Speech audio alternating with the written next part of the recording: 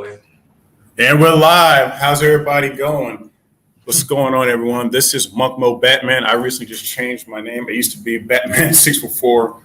Beyond goes Monk. So I just changed the name a bit to Monk Mo Batman so it can be a little more simple. But today, this is a very, very special stream. And we have a very, very special guest, Rebel Against Defeat. Rebel Against Defeat, salute to you, brother. And welcome to the stream, man. It's an honor to have you, brother. Thank you, Batman. Thank you. Honor to be here. Appreciate it, man. We definitely had to do this, man. I've been looking at your content, and gentlemen, his content is really good. He's been on this earth longer than almost all of us, so he has the experience. Not calling him old, but he definitely has experience. And we're definitely going to ask some questions about his past, and definitely depend on how much he wants to share. So, to get started, Rebel Against Defeat, you don't mind giving yourself an introduction about yourself? No, not at all. I'm almost, I'll be 50 in a year, so I've got a little bit of experience. I'm an expert in my own life. And my whole channel, when I put it together, was I was coming out of I just had, before that, I'd come out of a 22-year relationship, 20 years being married and 2 years of courtship. And I've been through it all. I had 3 kids. I bought houses. We moved to different states. We had a death in the family. We went through everything. And so I went through a tough time in that divorce in the end. And I had everything that you can imagine happen. But before that, I grew up in a very strong family, a very religious family, 2 of 6, an older brother, and the rest are younger. My sister is divorced. My brother is divorced. So 3 out of 6, 50% of the siblings are divorced. My parents are still married. They got married in 1969. So they're still going. But, they didn't have they had a hard time in probably 2 or 3 decades, even 70s, 80s, 90s. Those were not easy years, guys. Those are high interest rate. Interest rates back then were 16 to 18% for a house. Do you understand how much they were paying? So the U.S. was going through a tough time, and it was hard to take care of 6 kids. But I had a strong father figure, very alpha. My mother was extremely submissive, but they had their issues. But a very strong family. I was lucky to have that. There's a lot of folks that don't have dads. There's a lot of guys that come to these channels and they're raised by women. And, women can raise kids up to a certain point, especially boys, 7 to 10 years, maybe. After 10, they can't raise them. They need a father figure. Well, you're seeing all those issues, right? But anyhow, fast forward, I had a great upbringing. I didn't have a lot of girlfriends like growing up. I probably had like 5 total. I had glasses. You said, I heard your live stream. You got your glasses. I got my glasses too. I've done a couple live streams, but I had glasses till I was a junior in high school.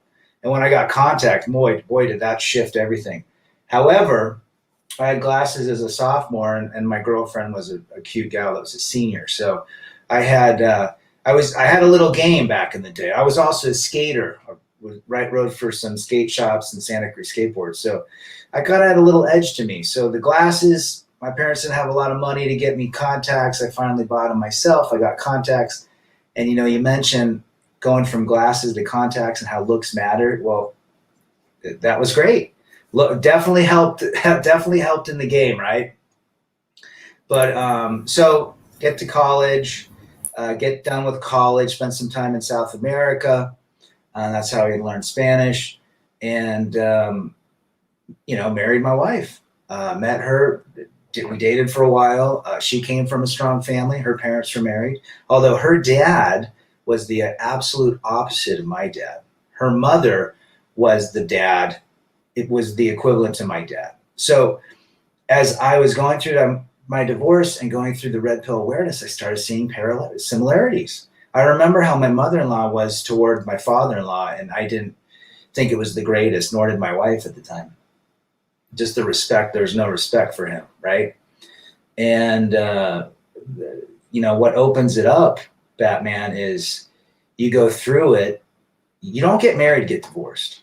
Okay. Now I'm talking about my experience. We'll talk about everything, red pill awareness and what have you. But I wanted a family. I want 3 kids. I didn't want to share those kids with any other person except her. I wanted to raise strong. I've got 2 boys and a daughter, and I wanted to have a solid family. But again, you can't force anyone to love you or stay with you. And people change. I changed, she changed, and it is what it is. I respect her as the mother of my kids. We did have some good times. And by the time late 30s, everything was kind of falling apart. She files for divorce. I'm about 43 at the time. I just turned 43.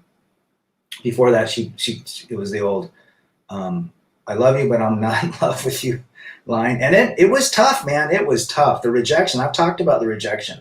I'm a strong guy. But the rejection is tough. Okay. You feel like your whole world's falling apart. You've got legal issues coming back and forth. You've got allegations, everything. I mean, the playbook for these women, there's a playbook. If you're a woman going through divorce, there's so many YouTube channels and the lawyers are telling them what to do. So anyhow, it was a very difficult time, got through it. And I decided a couple years ago, what was it, 2 years ago, around this time, I'm going to make a channel because those guys that helped me, Big John, especially MGTOW's Freedom. I don't know if you've seen his stuff. I watched his videos 10 hours a day. And I kept thinking to myself, God, somebody else gets it, man. He went through the exact same thing I did. Then I'd read the comments, and all the comments were the same people, saying the same thing, man. I went through exactly that. I'm not alone. I thought I was alone, Batman. I mean, I'm thinking to myself, I'm a bad guy. She's saying all this crap about me. I'm not a good dad, which I knew was wrong. So anyhow, I was able to rebuild myself, back in 2015, 2016. And it definitely helped. And that's why I said, you know what? I want to put my experience out there because I'm an expert in my life. And if there's somebody else I can help, just one person, I just wanted to help one person, that they're not alone. You can email me, talk to me, whatever. And I am going to give as much advice and help regardless. I don't do this for monetary gain. I do this because I truly want to help people. And it's been amazing. The folks that have reached out, you reached out, about a year and a half ago? People have reached out and just let me know, man, whatever I can do. You're in it to win it. We can get you guys through this. It's tough. I understand how rejection works. I've been through it. I understand how the courts work. I've been through it. 29 months, Batman, in court. Just don't, the money was nothing. It was the emotional anxiety that was the issue. But I've been through everything. Alienation of the kids, having kids turned against you, having in-laws turned against you, you name it. So my whole desire was to create a channel to help other guys. And if I could do it, so could everybody else. If I could change, I was 30 pounds overweight at 6 years ago. I got in shape in 2 months. I put my mind in overdrive. I wanted to go and be the best version of myself. I said, you know what? I've been through it. I was angry. I had the rage.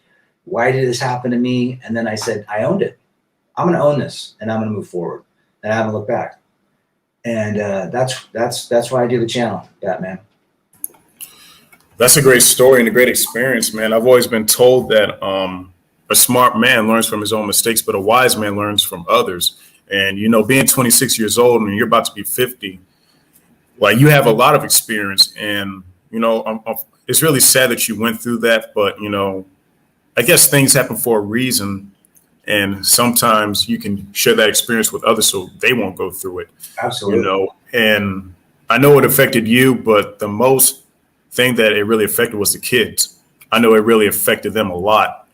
And, and as men, we go through trials and tribulations. Sure. This society, we've been told to just deal with it, man up. But, but we need help too sometimes. Like, we need help. We've just been told to just deal with it. Absolutely. I mean, that's the reality. It's all about helping others. It's about the awareness. I mean, your eyes open up when you go through this and realize the Disney story isn't real anymore. It's an illusion, that she loves you differently than a man loves her. And things, you start putting things together. You look at the government comes in, the education, the education arm of this world, the religious arm of this world. the commercial arm about, hey, you got to go to school, Batman, and get a 4-year degree, go into accounting, because that's where you make the money. I mean, it's a whole bag of, a ball of wax where you start learning about life outside of relationships. And this whole deal about following your purpose is about that. How are you going to navigate life in the future, knowing all this? You navigate life, you incorporate a woman if you want, or you don't want. I'm not about, hey, if you're fine going monk, love it. As long as you're happy, you're progressing. If you want to have a waifu, okay, no problem. Saifu, is a contributor, and he went that route. Hey, he's happy and peaceful. Good for him. I do different things. I'll incorporate a lady in my life, but I always put myself first, and my kid, especially my 2 boys. And I've realized the Disney story is not the reality anymore. Dopamine is a huge factor in moving forward. Once that dopamine is worn off, it's over. I want to ask you this. In your marriage, I've heard some stories like, you can be checked out of your marriage. Like, what year of the marriage did you both just mentally checked out? Like, you were mentally divorced already. Like, y'all were still married, but in your minds were like, it's over. Because I know you've been saying. Yeah. Oh, my bad. Go ahead. The first year was pretty challenging. We had both graduated from college. We had good jobs. We were both kind of we had bought a brand new house at 24. And so we were, we were both strong. And then a year and a half later, we had our, 2 years later, we had our first child, under 2 years. And she was in mommy mode for the next 10 years. But I think, and there was good times, there was tough times, there was challenging times. Raising kids is not easy, especially when they're 2.5 years apart. So we had challenges. We grew apart. We had different priorities, but I would say probably 6-7 years into it is when you start thinking, man, can I go through this for the rest of my life? Right? Because we were changing. I mean, her idea of having fun and what her future looked like was completely opposite of mine. I was becoming more minimalistic in my thinking, and she was becoming more opportunistic, right? She wanted more opportunities, more things, more experiences in terms of materials. I wanted simplicity. I wanted to travel. I wanted to hike instead of sit at the Vegas pool and read a book all day. So we had very different. We were growing apart, Batman. I think we started growing apart after 6 months, and then we had kids because we're like, hey, we got married, have kids. We want a family. Let's do this. And then that adds a whole new dynamic because now you're parents. Now you're raising 3 little guys that you need to prepare for the world, and that takes on a whole new role. And so the man and wife role, husband and wife, begins to be diminished because you have young ones that need your attention more than anything. And then you get tired at night. They go to bed. They wake up at night. They cry and get sick, and then your marriage suffers because you don't have a lot of time together. I remember I would say that it's funny that you asked that. I remember we would go out. Kids were older, and the oldest could babysit. She was about 12. And my she'll be 23 coming up. But she'd babysit the kids. We'd go out for a 2-hour dinner, and all we do is talk about the kids. So one day I said, why don't we just talk about us? No phones, no kids. We'll go for an hour. We'll give the kids the phone number to the restaurant if they need to get us. It was a difficult conversation that night. So dynamics change really quick. And I say, marriage in today's world, marriage in 1996, 97 was a different story. Marriage today, no way. The cell phone has destroyed everything. Social media has destroyed trust, loyalty. It's an attention-seeking deal. It's destroying their anxiety, if you think about it. Anxiety is through the roof now, especially with kids. So that's kind of where we went probably 6 years into it. Dang. And I want to ask you this. Was your wife the same person when y'all were dating?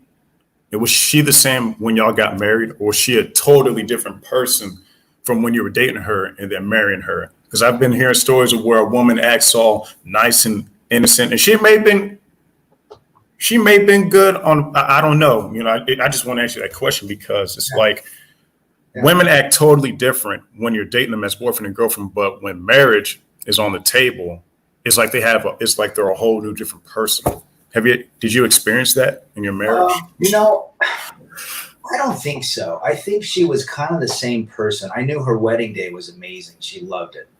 I mean, she had the attention. She looked great. But we didn't have anything when we came together, right? We were both the same age. We were both new degrees, new jobs. We didn't have anything. I mean, I think I had 10 grand or something in the bank account. That's nothing today, right? These girls today are 22 looking for 32-year-old billionaires. And so we had a different style of thinking. Hey, we want to come together. We're both attractive. Let's have kids. Let's build a family. But I think if it was today, no way. It would. Totally different person. Yeah, and the odds are very stacked against men. And again, like we've always said in our content, not all women are bad, but they are capable of being bad. I would say 98% of women today are not recommended. I put a 1 to 2% delta that there are some good gals. I know a couple good gals. Now, does that mean they won't change? That's the problem, right? So there's always a possibility that, as they move forward in life, things can change. But I've met some good gals. Not a lot, very rare, Batman, very, very rare.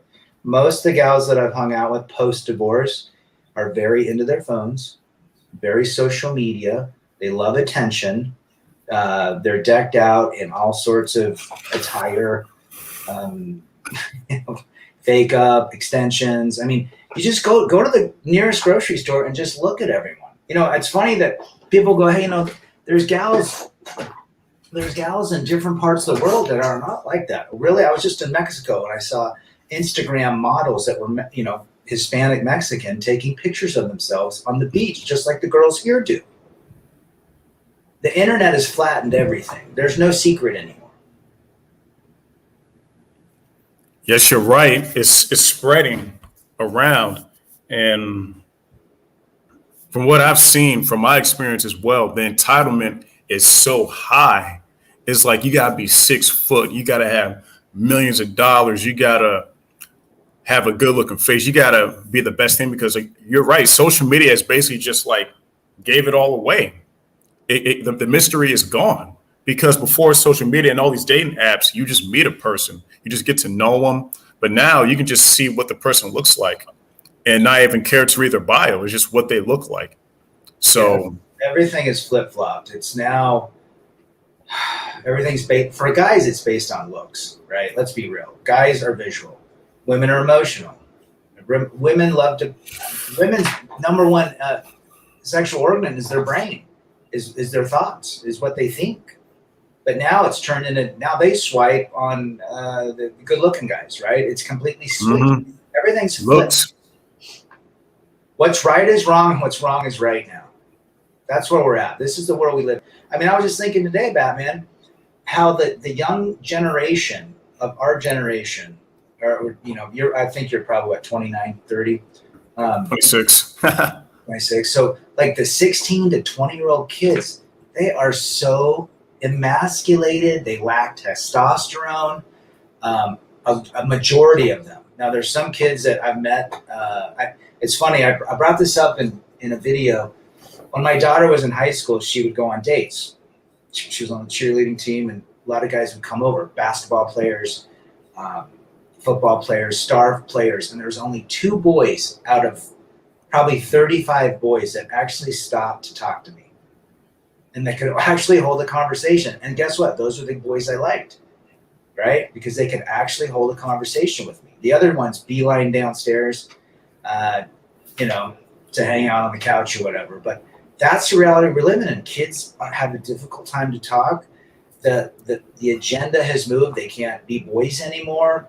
The reality of single mothers raising boys, it's disastrous, unfortunately. And there's great guys that have gone through a family that haven't had a father. My heart goes out to them. But hopefully they're learning. Coach Greg Adams grew up with a single mom. and he went through what he went through. So we can get through this, but that's reality. We live in a world where the boys have become feminine and the women are becoming more masculine. And I say masculine both in physical. I mean, have you seen some of these gals that work out at CrossFit? They got arms that they look like guys, right? So they're getting all into weightlifting, huge arms, huge muscles. Yeah, and I've seen it on Instagram. Guys look like 2x4s. No definition. They can't talk. Their voices are higher. Testosterone has played a huge issue with these boys. And I tell my I got two boys, number one, I'm not your friend, I'm your dad. And this is what we do. We work out, we shoot guns, we do things. I mean, I push them hard. And we're seeing that. And I'm seeing, all these other, even the gals between 18 and 30, if not, the feminist movement has just gone crazy. The blue hairs, the fat girls. I mean, the bullying, that drives me nuts. I mean, I hate that. How our society has shifted.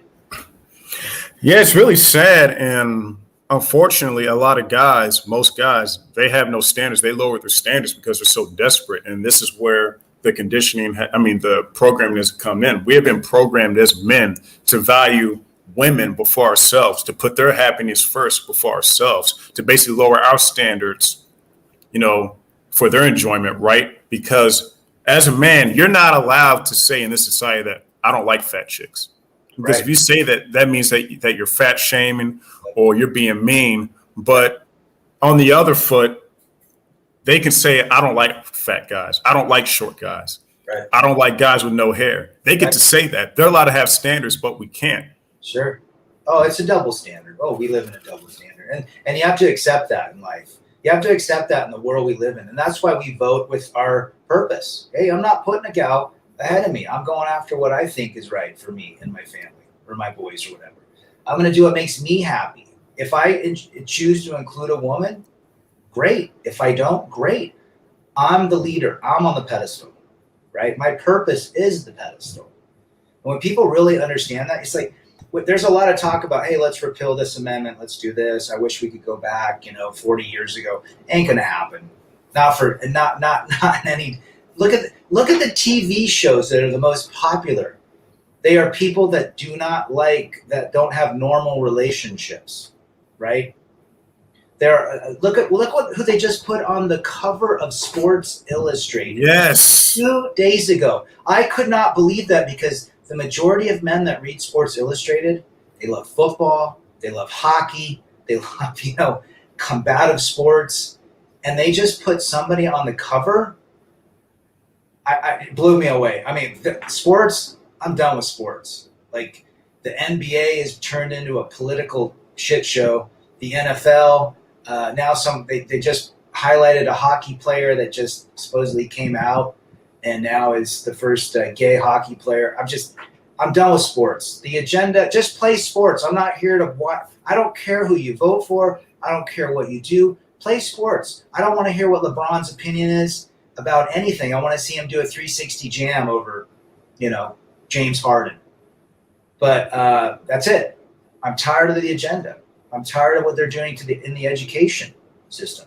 I'm tired of what they're doing with the government. And hopefully you don't have to take that jab because you're, for your occupation.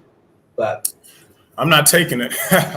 I'm not taking that jab. Nope. Yeah. And you're right, man. Sports is a joke now because they're trying to appeal to a certain group. But the reality is that they're losing ratings because the ESPYs, I think this past year, they only had 1.1 million viewers. They lost like over 90% of their viewers because they're getting too woke. And the Sports Illustrated having a transgender model on there, they are really trying they're going after the children. They're putting it in TV shows.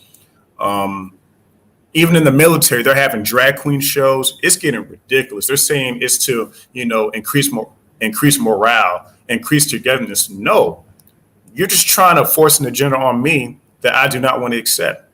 And seeing this is what I've noticed about today. They're trying to use unity to increase our oppression. Absolutely. That's what they're doing. They're trying to get people all emotional. Absolutely. They cause the chaos. They get people emotional. The emotional people crowd to the government, and then the government swoops in and says, don't worry, I'll take care of it. That's more control. And people don't understand this stuff. Yep. It's all about control. They don't really care about those certain groups. They're just using them, for money. For example, BLM. The NBA made millions of dollars off of BLM T-shirts. Starbucks did. But guess what? None of that money went to the Black communities. None. So it's all a joke. It's just an agenda. You know what I mean? Yeah, absolutely. Was it you or Freaky Jersey that did the BLM video? How it was Freaky Jersey Tales. It was him. It's a way to divide us. It's all it is. And here's another thing we like to talk about. There's so many guys, especially that listen to me, listen to you. You're a Black guy, you're younger. I'm a white guy, I'm older. We have Indians, guys in the UK, Australian, Mexican, Japanese, in Holland. There's a guy from Iceland. Eastern sound engineer. He's from Eastern Europe, Ukraine. And we all are united in the sense that, hey, we've been aware because we went through a breakup or somebody monkey branch, we went through a divorce, and we're all coming together because our brains think very similarly. We have male brains. We think logically. And we get stopped in our tracks, and then we get woken up. We find channels like this. We find a community. And it just drives me nuts when there's this purpose has no color, no color, no country, no culture, no language. It's all universal men. And this is why I do it, and this is why you do it. You got a good following as well. Appreciate it, man. We're here to spread the hope or the reality that you can have a better life if you just put it in your hands. If you realize everything, like for you, it's hard. I don't think you date, but if you were dating, it's tough because you're 26, you're not strong enough, you wear glasses, you don't make enough money. All these gals want these 35-year-old billionaires, right? And it's tough. Even my boy, he's 20. He's like, Dad, I can't date girls. They're princesses. They want the prince. And program has been that TV programming, and real quick. And I know you've been taught this in kindergarten, right? You can be anything that you want to be. Daddies would tell their little girls like, "Hey, princess, how you doing?" My dad did it to my sister. And don't feel bad if you did it to. You probably did it to your daughter. It's a dad thing, right? But we've been programmed that we can be anything that we want to be. But the truth is, we can only do things that we're capable of. And you're so right. Put your life in our hands. But we've been programmed as meant to think with our emotions, and that's what women do. And you're right. It is reversed. They're trying to program us to think with our emotions. Hey, man, if you like the girl, just get with her, man. But we don't think things through. We just jump into stuff, just hoping that it works out just because we feel a certain way at that moment. Right. Because I think you just nailed it, Batman.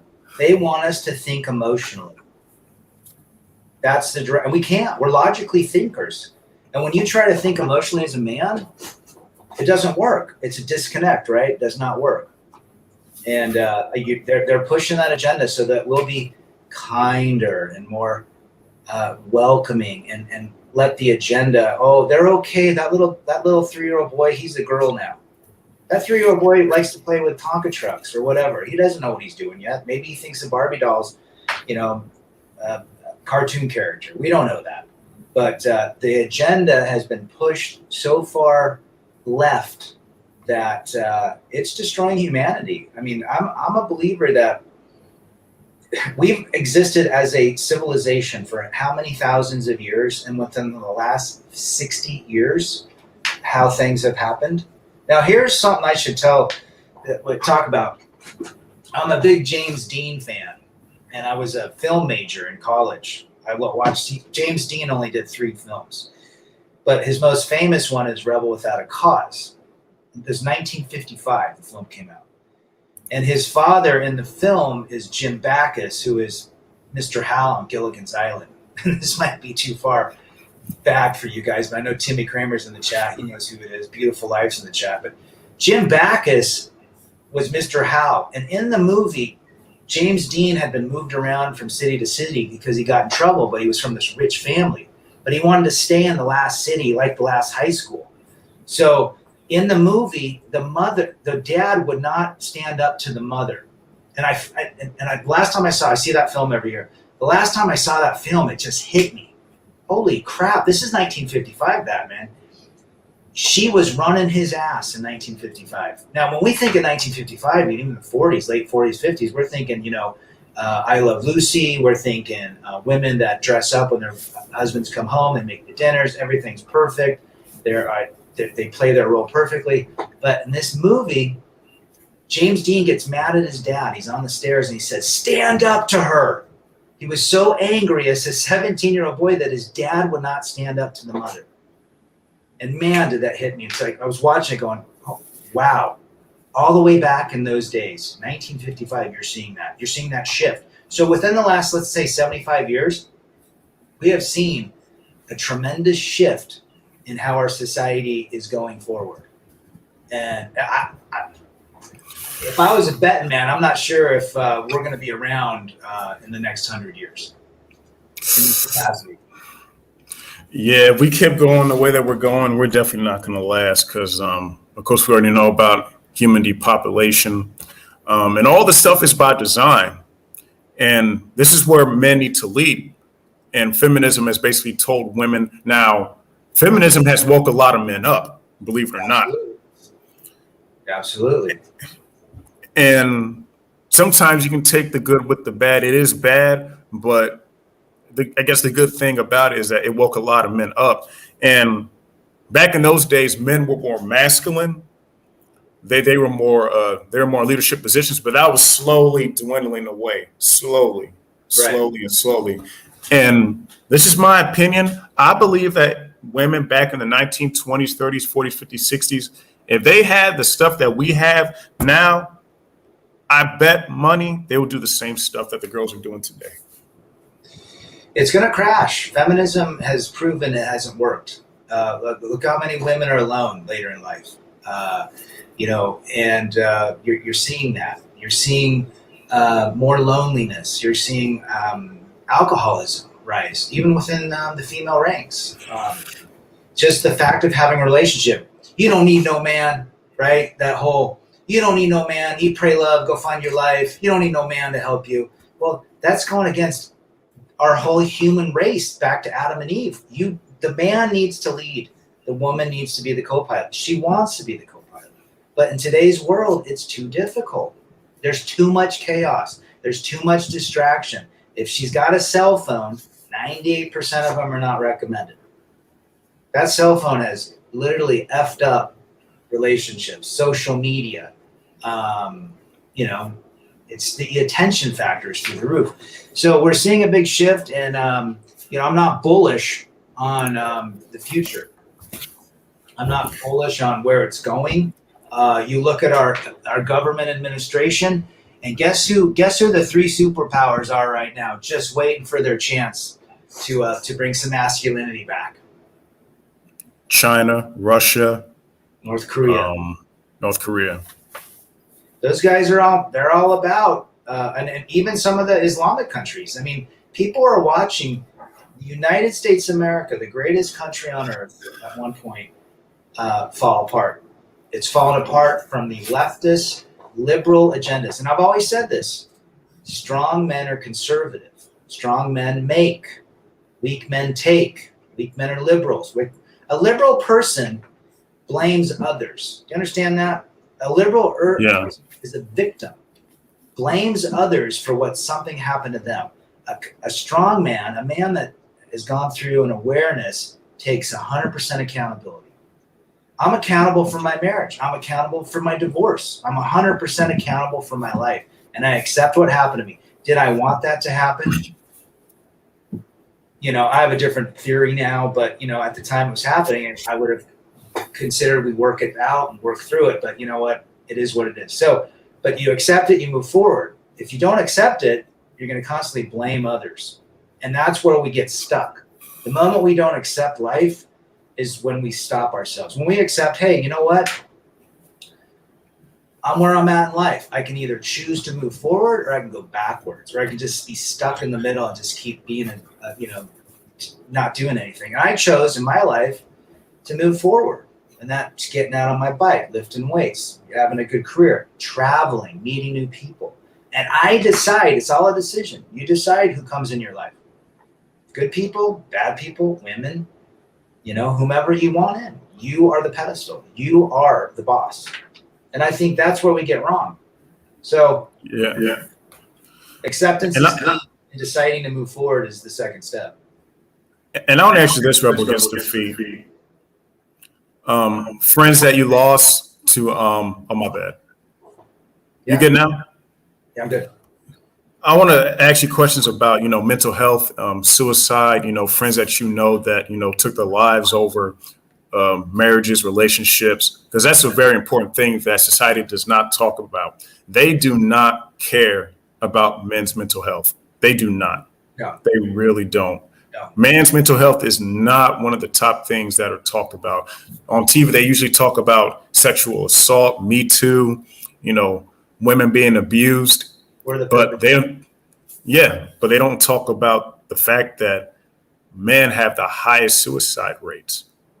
Well, I was a sophomore in high school when my first friend took his life. He was a junior. His girlfriend broke up with him. And he couldn't handle it. She was out dating a guy the next day who was his friend, right? 2 days later, they found him in the school jungle gym with a rope around his neck. So that was my very first experience in life with death. 15-year-old friend of mine. We used to skateboard together. That woke me up. It's like, whoa. And, it went back. Maybe he wasn't strong enough. He had a good family. But, he allowed a woman or a girlfriend. That was his whole life. And when she went away, he couldn't live. So he was 16 at the time. We'd always go skateboard together. He drove. And I never saw any issues, but something happened there. They were together for like 2 years, like back in junior high, and he took his life. My second friend I was 24. He was a year older than me as well. My mom and his mom were really good friends. But his girlfriend broke up with him. He was in the Navy, came back, and his dad found him in the closet. I went to his funeral. I went to both of their funerals at this point, and it tore me up. And again, I'm looking back at it from a 43-year-old perspective and saying, dang, they weren't on their purpose. They put somebody, once you're in somebody's palm, that's a no-go zone. Think about it. They got control over you. They got control over your feelings. And my two friends were in that same situation. The next one happened mid-30s. Same thing, divorced. She moved in with the next guy the next week, who she had been having an affair with. He found out for 3 years before that. Couldn't hack it and left life. And then the last one was a guy that I lived with right when I moved out of my house, right when we were going through this. And he had 4 kids, great guy, 30 years old. And I'd see his kids in the hot tub. We'd all be hanging out. They were younger, 2 years old to I think 10 years old were the ages, 4 of them. And his ex-wife was just trying, running him through the ringer, wanted everything in the sun. And 2 months later, I didn't see him. I hadn't seen him for a week or two. And then I asked another friend, "Hey, you seen John?" He's like, "Yeah, they found him up in the canyon, frozen to death. He'd taken a bottle of Ambien and a fifth of vodka and froze to death up there." Wow. And this is, go ahead.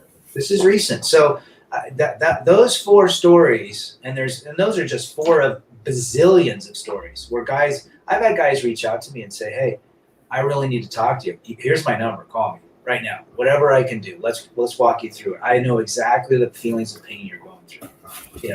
And mental health is an issue for guys going through breakups and divorce, and even being the guy in the relationship. Having the disrespect that comes from putting somebody on a pedestal is not good. It hurts your self-esteem, it hurts your ego, it hurts your everything. So it's real. So I'm glad you brought that up. Yeah, and what frustrates me is that when you got haters saying all you guys do is complain about women and this and that, but they don't understand, like, we're making this content because we're trying to save men's lives, because again, we've been programmed to value women over ourselves, put women above ourselves. We've all heard the saying, treat her like a celebrity, she'll treat you like a fan, die for her, sacrifice for her, give up everything for her. And it's like you're giving her your all. And when she breaks up with you or, tears you down, you have nothing left because they didn't have value in themselves. And this is why we're making content now. I wish that my father taught me this stuff because he's a Christian man. He's a deacon in the church. I love my dad to death. Shout out to him. Good. But it's like the same old story. Just find you a nice girl that you like, fall in love with her, date her, and then get married. But they don't teach men to think things through. Like, especially like, what is she about? Does she have a lot of male friends or somebody? It's like those small things that you got to ask. And a lot of people don't talk about this. The news doesn't talk about this stuff, and they don't want people to know. Men are taking their lives, because of this stuff. And it's like no one cares, but people get on us for making content like this. But it's like, we're trying to save men's lives. That's the main reason why we're doing this. That's why, because men go through stuff too. We may act all tough on the outside, but you don't know what someone's going through on the inside. They might be depressed as hell.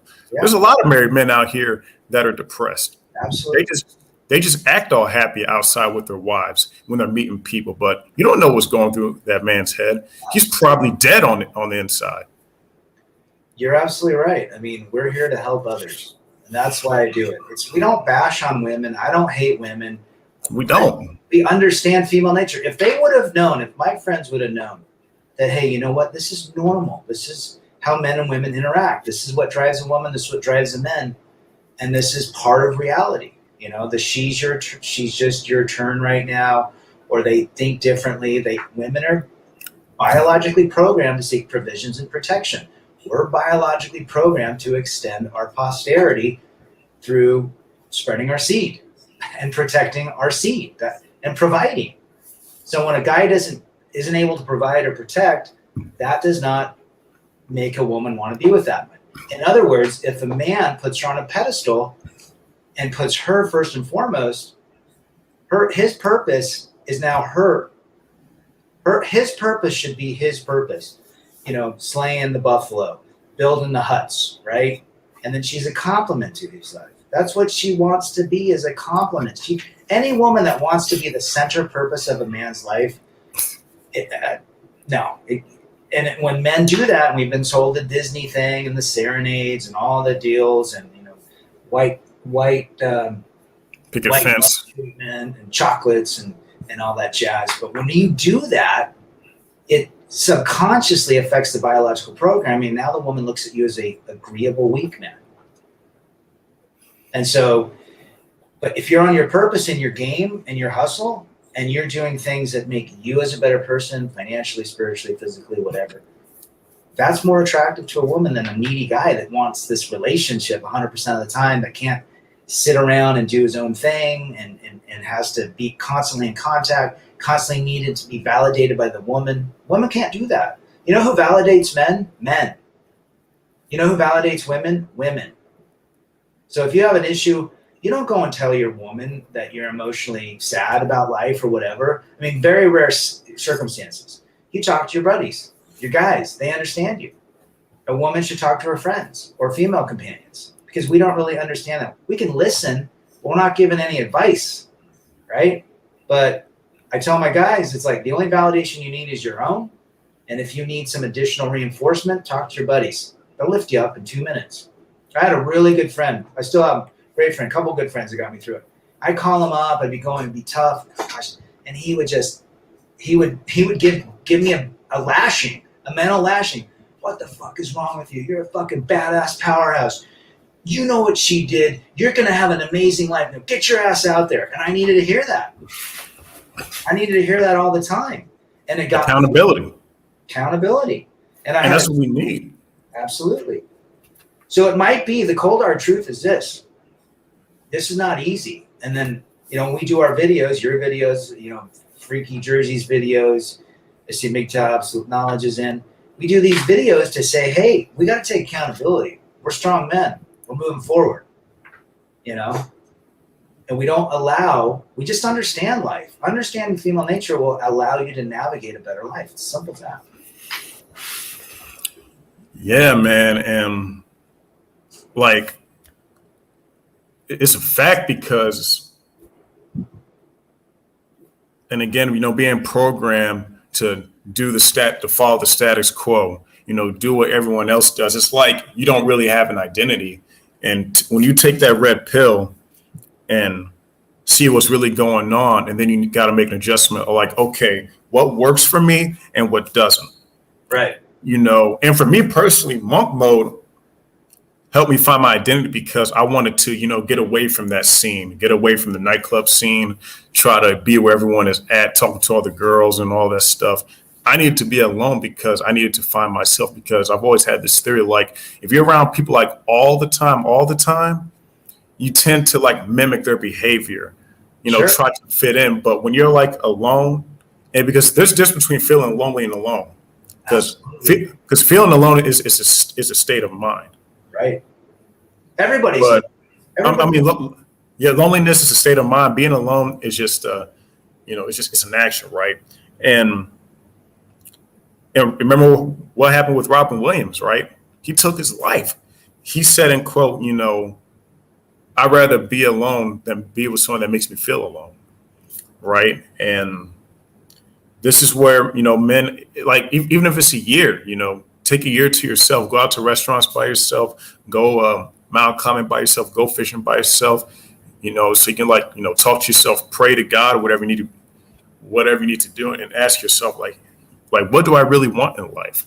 Because we've been taught growing up in school, hey, man, did you talk to that girl the other day? Hey, man, you going to the club tonight? Stuff like that. Hey, man, you going to that concert? There's going to be some girls there. That's most of the conversations. You know what I mean? So you're right. I mean, Batman, you're right. I say that all the time. We're always alone. Do you have a problem driving to your job in the car? You're alone, right? You're listening to music. You're alone. You've accepted that. Loneliness is giving external validation to somebody else. Loneliness is saying, I need to be around other people to feel validated. Bullshit. You don't need that. You need to get your ass out and be by yourself. You need to hike. There's a lot of guys on these channels that go hiking, and Matt Downer's one of them. Timmy Kramer's always going. He's always doing something. Being alone, for me, being alone on the mountain for 8 hours, 6, 7, 8 hours on my bike is the best thing in the world. Love it. I meet people riding, but I don't need to be around anybody. I actually prefer riding solo. I prefer hiking solo. I prefer going to the bar a lot of times, sitting, watching a game. And now I'm anti-sports now with all this agenda, and just sitting and talking to the bartender. You've got to get out. So if there's any advice I can give to any guys that feel lonely, number one, you believe that being around people will make you happier. That's bullshit. Nobody can make you happy but yourself. Nobody can validate yourself but yourself. So you've got to just walk outside the front door and walk a couple blocks around the neighborhood, or walk down the street, go get a Diet Coke or whatever, and then come back and say hi to somebody. There was a guy in my chat, barely good tennis. He took a trip by himself to Denver. I don't know, 8-hour trip, wherever he was from. And he did it. He says he's a introvert, and he said it was the best thing ever for him, right? It helped him get out. Watching these channels, just say, guys, get out and do things. I've traveled by myself multiple times, different countries. Yes. There's nothing wrong with it. And it's when you believe you're lonely, it's because you're saying, oh my gosh, I need a woman next to me. I need to be around friends. I can't navigate. We're men. We got to get out those things. We got to walk. And if you don't have money to go to a gym, walk around the neighborhood. You got 2 feet. Get on a bicycle. Go out and start making eye contact with people. We're in this whole world now where everybody communicates through screens. We communicate through our fingers. We should all be blind and read Braille at this point, because we're always using our fingers. And so we've lost connection. Even 45-year-old women prefer to text and talk on the phone. And they grew up without phones. Yeah, it's getting to that point. And I remember when I was in tech school, every Saturday, I would just go to the IHOP because I was in Mississippi, right? I was in Biloxi, Mississippi, is by the beach. So I used to go to IHOP every Saturday morning and get a table so I can see the water while I'm eating my breakfast. And being in the restaurant, right, all the couples were on their phone. I don't even think they even said a word to each other. All I saw couples was on their phone. Yeah. Not even talking. Like, what's the point? Like, why even there in the first place?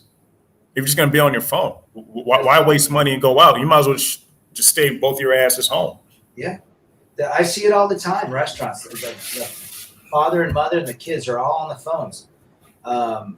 It's the conversations are they're not real anymore. They're not real. People are having conversations when you're supposed to be out with a person. They're having conversations on their phone with other people. I remember I went on a date a couple years ago, and the gal that came in, she was on her phone, and I said, "Put your phone down." I go, "You're here with me." I go, 45 minutes. We'll see how, let's hang out, whatever. She won't put her phone down, so I got up and left. And Damn. Left her. She started texting me, "Oh, that was such an asshole move." I go, "No, it's not. You don't waste my time anymore. You're here. I'm here. I'm giving 45 minutes to you. You should give it to me." Well, my 15-year-old daughter needs me. Give her the number for the restaurant. And if there's an issue, the house is burning down, she can call the restaurant. And that's where we're at in today's modern world. So much. And if you can find a gal that's not focused on her phone and social media, she gets, Good luck with that. You found something right on. That might be the number one red flag. Now, I keep changing my red flags, but that's the reality. Screens have become the new boyfriend and girlfriend, especially for women. Screen is the new boyfriend. Their phone is their boyfriend. If you think about it, you get more attention on their phone than they do from the dude. And you mentioned monk mode. I think that's great. Monk mode is something that I completely respect the guys that do it. I think it's amazing. You put yourself first, put yourself on the pedestal. Yes. Monk mode is not hating on anybody. It's not hating on relationships. It's you're putting your relationship first. That's the key with yourself. And the thing is that being monk mode, you accept what you are, you accept your flaws. Because I admitted that, I'm not that guy. Now, I had success with women, when I was stationed in North Dakota, but I've accepted that I'm not that guy. I'm not trying to fit in to be cool anymore. Minimalism, I want to save money, invest my money. My car's paid off right now, so I have no debt. So I'm thinking about the long term and also my mental health. Because a lot of guys, they are scrapping. They're putting all their energy into get validation from the world. And I'm gonna say this, gentlemen, this world does not care about you. Because guess what? You can be a rich man today and die tomorrow, and the people are gonna forget about you. Look what happened to Anthony Bourdain. He took his life out based on his girlfriend monkey branching. And how much money did he have? 50, 100 million? Money has nothing to do with keeping anyone together.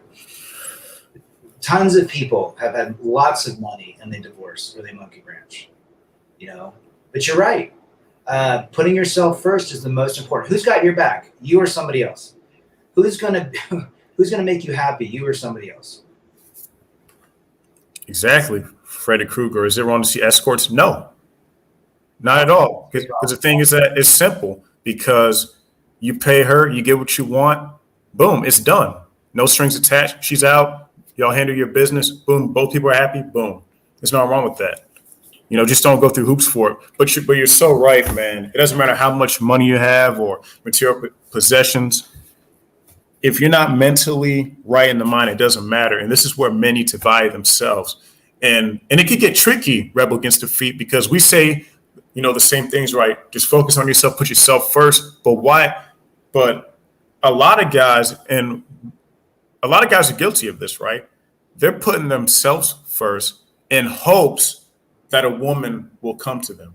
They're going to the gym in hopes for a woman to come to them.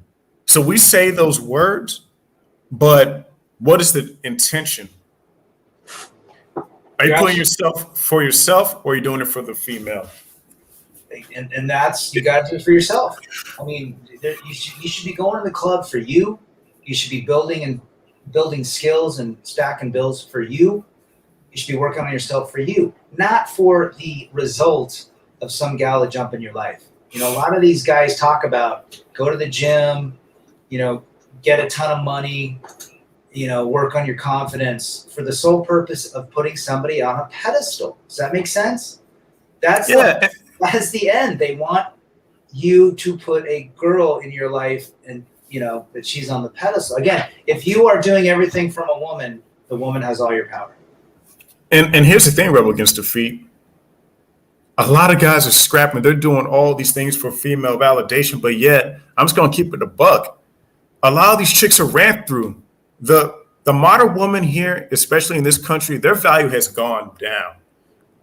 It's gone down. There's no value in approaching women more. And again, if guys want to do that, they can do that. But I know for me personally, you know, through experience, and I'm still living right, it's just like I see her like she's ran through. Like her attitude is bad. Her hygiene is bad. She doesn't know how to talk correctly.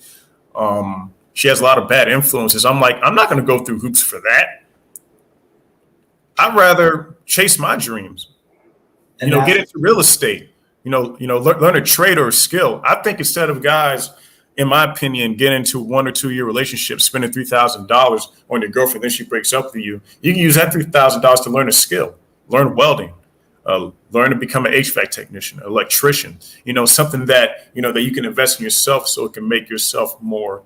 You know, give yourself more opportunities, because we're investing in the wrong things. We've been told, and also we have been programmed to, sacrifice, depending on what it is. We've been told to sacrifice our dreams. We've been told to sacrifice, our lives, or, everything for the benefit of the woman, right? That's what we've been programmed to do. And the tricky thing is Rebel Against Defeat. This society has their own definition of a so-called real man. A so-called real man in today's society, gentlemen, is a guy that spends money on a female and his time. But guess what? You get nothing in return. That's what a real man is. But in the back of your mind, like, what? That's a real man, but I just wasted my time and money. 100%. I worked for that money. She didn't. She's not entitled to it just because she's a female. No one is entitled to anything. Go ahead, brother. Yeah, you're absolutely right. I mean, outside of the physical, what does she bring to the table? Is she a support? Does she cook? Does she respect you? Does she want to respect you? Does she want to be a co-pilot? Does she want to put you first? And these are the questions guys should ask, because most of the women out there won't do that. 98% of all women are not recommended because they don't need no stinking man. Remember? They don't need no man. They don't. They got everything. They're all princesses. Princess Destiny syndrome's a real thing. They're all princesses now. Future is female. Yeah, and the thing is that they bring their looks and their body. And now even the heavy girls, they're princesses with bull rings and green haircuts and no makeup, and they're fat shaming, and they think that we should that fat is great. That we should take them because they're heavy. Now supposedly we're toxic if we don't date trans people. Did you see that video? Someone posted that you hate people. It's ridiculous where it's gone. It's real. So ask yourself, what do they bring to the table outside of physical? And on the flip side, what does a man bring to it? Let's say the man, he's a model. Let's say he's Chris Helmsworth, but he has no career, no acting. He's lazy. What does he bring to the table? So it goes both ways. There has to be different roles. And so, it's not like we have different roles. There's no such thing as equality. Equality is a tool of the left. We're not equal, never have been. You Never know, will be. And that's how it should be. we have different Man, roles. yeah, the woman is a weaker vessel, and it's not talking bad about them because I'm talking about it on biblical terms, Sure. right? The woman is supposed to submit to the man to be, like you said, the co-pilot is supposed to help the man out. And a lot of women today, they're very ungrateful. They're very entitled because guess what? This man is working this job, you know, to provide you with a home, with electricity, food in the fridge, you know, all that stuff, right? All he asks for you. And guess what? We're very simple. We don't ask for a lot from women. I personally don't. She doesn't have to be the best looking thing. All I want from a woman is, and it's just me, stay in shape, cook me a decent meal, get my shower ready, make sure that, the house is clean, and shit. I've even said sometimes I'll even clean sometimes. A lot of men do not ask for much, but a lot of women today, they want their cake and they want to eat it too. They say that they're independent, they do things on their own, but yet they still want you to do more. So which one is it? Well, you're absolutely right. I mean, we don't need a lot. It's a very simple recipe. It's very simple. Men are simple. We're simple people. Take care of your men sexually and intimately. Cook a couple meals a week if you live with them or if you're married. Tidy the house up, look good. And tell them you appreciate them. And guess what? You'll have the whole world and give you everything. Unless he's a total douchebag that's, lying and cheating and stealing and shit like that. But it's a very simple recipe. And people ask me, well, what would you have done? How could you have made life better in my marriage? Well, I tried in a lot of ways. I wasn't perfect, but there was a lack of appreciation.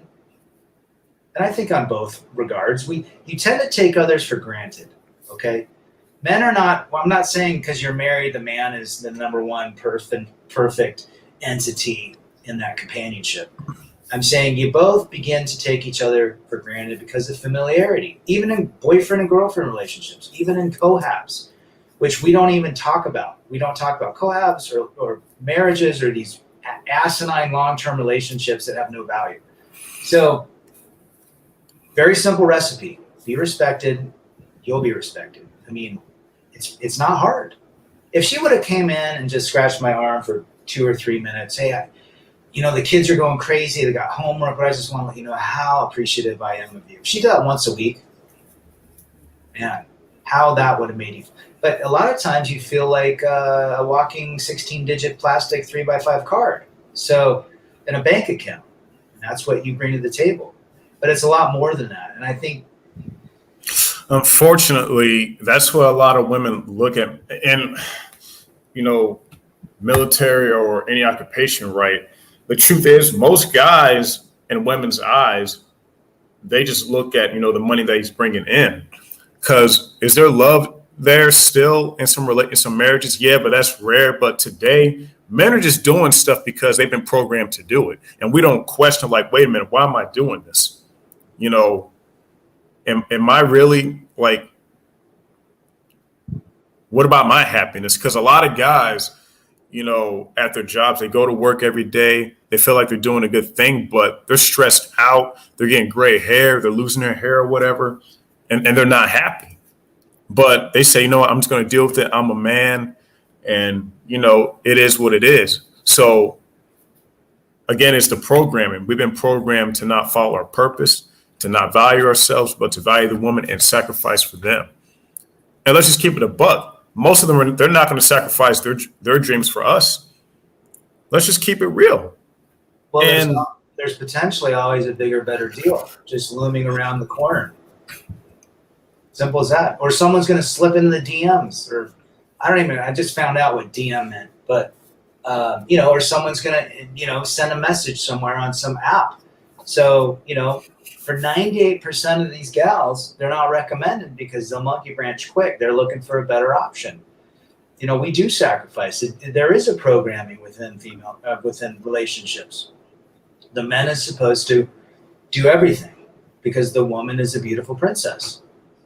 Well, she's got to bring something to the table. In today's modern landscape, it's very rare that she brings anything but her looks. Okay, can we agree on that? It's very rare that she brings anything but her cell phone, her social media apps. So 70, 80 years ago, that woman was cutting the firewood, cooking the food, ironing the clothes, keeping the house tidy while the guy's out in the fields, sowing the seeds, coming back at dusk when he's been working 16 hours with a hot meal and a towel to take a shower and maybe a back scratch. But men and women didn't get together because of some, love potion that Hallmark sold them. They got together to extend their, bring their resources, to build something, to create, to extend basically civilization. And I think in those, especially my grandparents' day, they learned to accept each other. They learned that love, they didn't build their marriage on love. They built it on completely different. And I think love came into it versus now, everything's supposed to be built on love first, right? Love first, and then everything follows. And I think that's where that's where relationships have gotten fucked up, because there's no purpose. Love is not a purpose. What the hell does love do? It's a 3-pronged chemical solution, a reaction. I think it's got one more. Mysterio said it's got one more. But dopamine, oxytocin, serotonin. What the fuck is love's purpose? True. The purpose, coming together and having a relationship, is to build a family, typically in civilization. 20-year-old girl, a 21-year-old man, they have 10 kids, they can run the farm, they can extend, those kids can have grandkids, they can continue with the posterity, but they came together not out of love. Hey, that woman looks like she's going to be a great mom and bear me 10 kids. That guy looks great. He's going to be able to plow the land and protect us from the Indians. Right? And then mention that. Respect and love came after. That's my opinion. I mean, I know my grandfather never ever told my dad he loved him. And my dad's like, that's just not what they did in those days. They respected their children, they loved their kids, but it was a very different world. Yeah, and I'm glad you mentioned that love. Go ahead. 80%, you're good. 80% of women initiate divorce. And a lot of those women that got married, right, it was like, I love my husband because, when you get married, you make wedding vows, right, that you'll love one another, you'll spend the rest of your life together. But yet 80% of women initiate the divorces. So the love wasn't there at all. Maybe she married the guy for the money, lust, some other reasons. Mostly money is the cause of these divorces. Women leaving their husbands because the money's gone. Yeah, and I think you said it right. There's a boredom piece now because the attention span's so short. They get so much dopamine off social media. But the other two reasons is the guy doesn't make enough, which is a provider programming from caveman days, or he's a weak man, or he's sick, and so he can't protect. So those three issues. But I think right now the boredom thing is, it's the front runner. There's too much attention. Too much attention in the app. 98% of these gals. And these guys that are chasing beautiful women, what do they bring to the table? Are they happy? Do they need someone to validate them? What do they bring to the table that's not physical? And that's what guys have to understand. And you probably experienced this, right? You had sex with a pretty girl plenty of times, and then after a while it gets old, and then it's like, okay, what else is there? What else is there? Sure. Yeah. So, and then, and you're like, why'd I even waste my time going out with her? Why'd I even marry her? There's guys right now that are like, damn, why did I marry her? Why? They're just saying like, damn, I think I just made the biggest mistake of my life. Yeah, because you didn't think it through. You went with your emotions. Yep.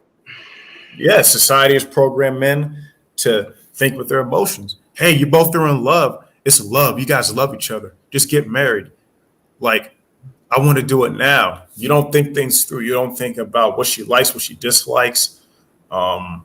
you don't know her personality. You don't know what she's like when she hits her period, or you don't know how she is on a bad day. You just don't know. And I'm so glad you said this in your videos, right? Women are, and fellas, this is what Rebel Against Defeat said. He said that women are like archaeologists. They love to dig up the past. That is facts. Can you expand on that? Well, it's the truth. I mean, most women, especially mine, love to bring things out that happened 10, 15 years before that.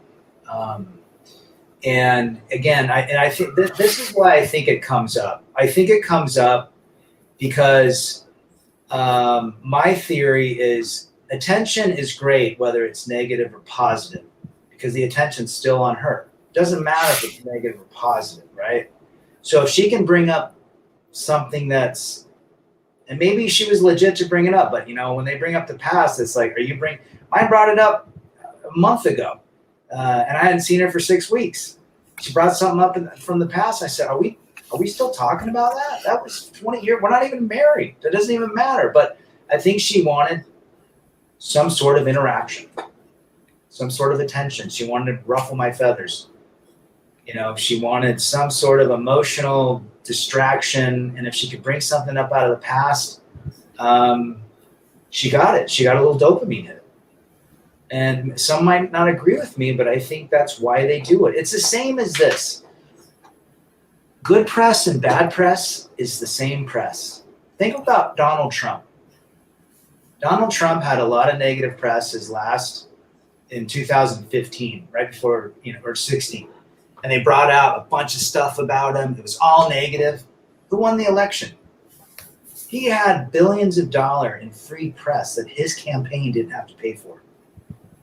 Because negative and positive was the same thing. It was still in the attention. He was still in the ethers of people's psyche, consciousness. And I think a lot of women theoretically thinking is they love to bring up the past because it stirs emotions up, it gets you riled up, and it gets attention focused back on them. That's just that's what I think. Because there'd be no reason to bring anything else up. And it's a blaming, victiming type thing that they want to fill. It just goes back to attention. That's my thinking. I mean, if you brought up something from the past, why would you bring it up unless it was legit? Hey, you didn't change the oil 6 months ago, and guess what? You didn't do it again, and we got to get a new engine. This is what happens when you don't do those things. There's consequences. But when you bring up, you didn't buy her a cheesecake, slice of cheesecake at the Cheesecake Factory. Where is that leading to? So it is what it is. And some guys will bring up the past too. So I would say, hey, if it's in the past, unless it's a positive experience, forget about it. If you're a dude, but gals, a lot of them, and I've met some that don't really bring it up. A gal that's focused and validated internally by herself doesn't bring it up. A gal that seeks attention and validation from others brings that shit up. True. I want to ask you this about the future, right? What is your prediction for this, for dating, right? Because in my opinion, between the man and the woman, unfortunately, I do see male suicides going up. But I also see more men slowly waking up to the information.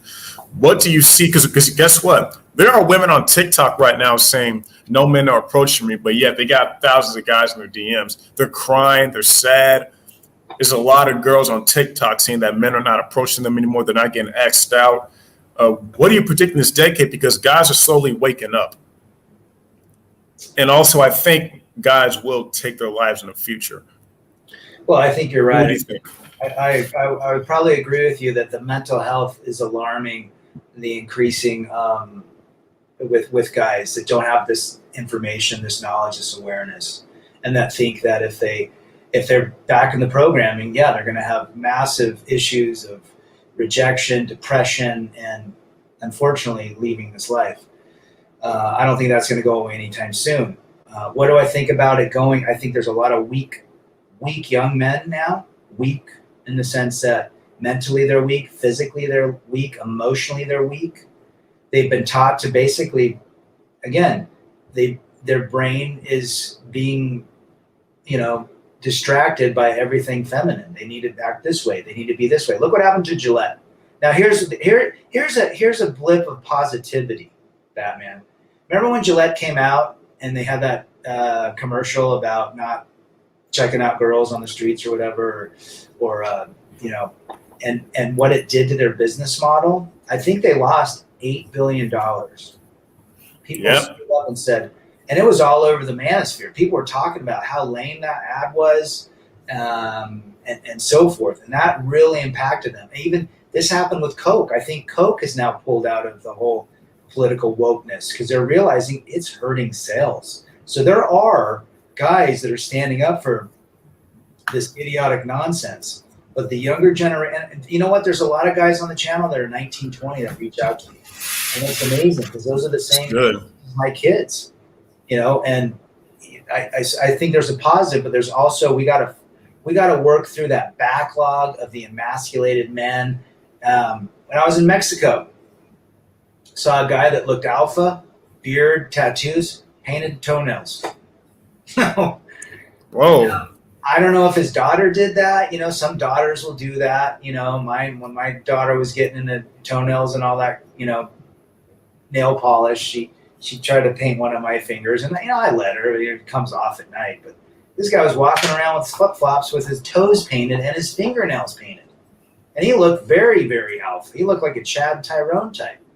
So I don't know. I mean, we're seeing the sports world decimated by this thinking that men should be more feminine and women should be more masculine. It's completely flipping it all around. It's destroying relationships, and it's destroying who we are as male and female. And it's ridiculous. And now there's 53 genders now. People are actually putting on their LinkedIn profile. I just saw this the other day.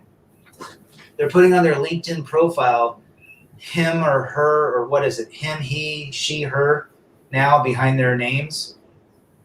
It's out of control. The amount of, so moving forward, I think more guys are waking up. I don't think we're waking up as fast as people think. I think people, and those that wake up, they're strong ones. Those that also wake up have to realize, or that become aware that when I say wake up, I say they became aware of what they grew up thinking was going to be right, turned out to be more of an illusion, or they weren't given the full set of instructions, right? They weren't given the fact that you should be a man, you should be on your purpose, not her, okay? So I'm not saying they woke up and realized, females are ridiculous. I'm saying they just realized that they didn't get the whole set of instructions. So men are waking up.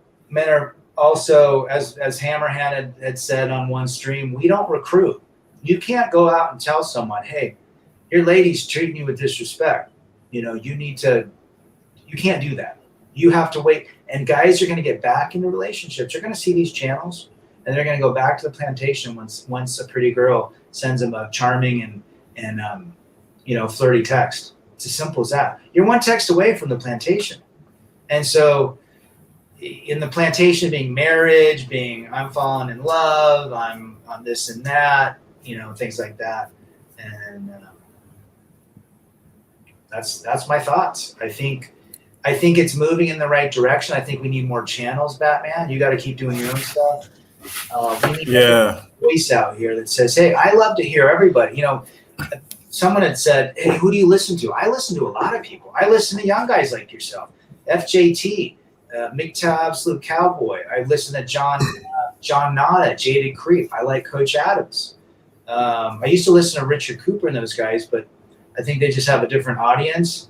But I like to just hear different flavors of experiences. And I like to hear young guys. What are young guys going through? What are the old guys? I mean, there's Saifu's 65 years old. He's got a Zoom channel. So we learn from each other. And the great thing is we just stick together and say, hey, if anyone's going down or feeling down or needs help, we're here to help. We bring content and topic that could potentially save guys' lives. I've had multiple guys reach out and say, man, I watched your video and I was about ready to drive off a cliff. And I'll respond Yeah. back, you know what? Your life is valuable. We have dislocated our purpose for so long, and now we have to find out who we are and what our purpose is. Yeah. I just think that we've been programmed to put our lives in the wrong hands. And that's what we did. Instead of putting our lives into our own hands. And real quick, Dark Reality's asked, he was like, ask Rebel Against Defeat his perspective on Henry Cavill being scared of approaching women. Is Henry Cavill the one that was he Superman? Is he the Superman guy, or is he? I think so. I don't know much about that. He's scared. He's being scared of approaching women for rejection or for Me Too. It's probably Me Too, maybe. Yeah, there's a lot of guys that they won't even be around women anymore, just because there's so many false allegations. I mean, there's legit allegations, but there's also false allegations. You know, it's funny now. The world we live in is it's so gynocentric focused. Even the courts are like that. The Duluth model is proven. A woman can open her mouth and said something happened. Look what happened to the Duke lacrosse team. Remember that gal that said something, 10, 12 years ago to these superstar lacrosse players? All of their scholarships were revoked. They were expelled. They lost everything. And they found out this gal made it completely up. They weren't even at the same party. Destroyed their life. So you got to be careful. There's risks involved dating. There's risks involved being in a long-term relationship. And are they going to listen to a guy that says she's if a guy said he got, assaulted, are they going to listen to that guy? No. They'll probably laugh at you. Probably laugh at you. Be like, what? Yep.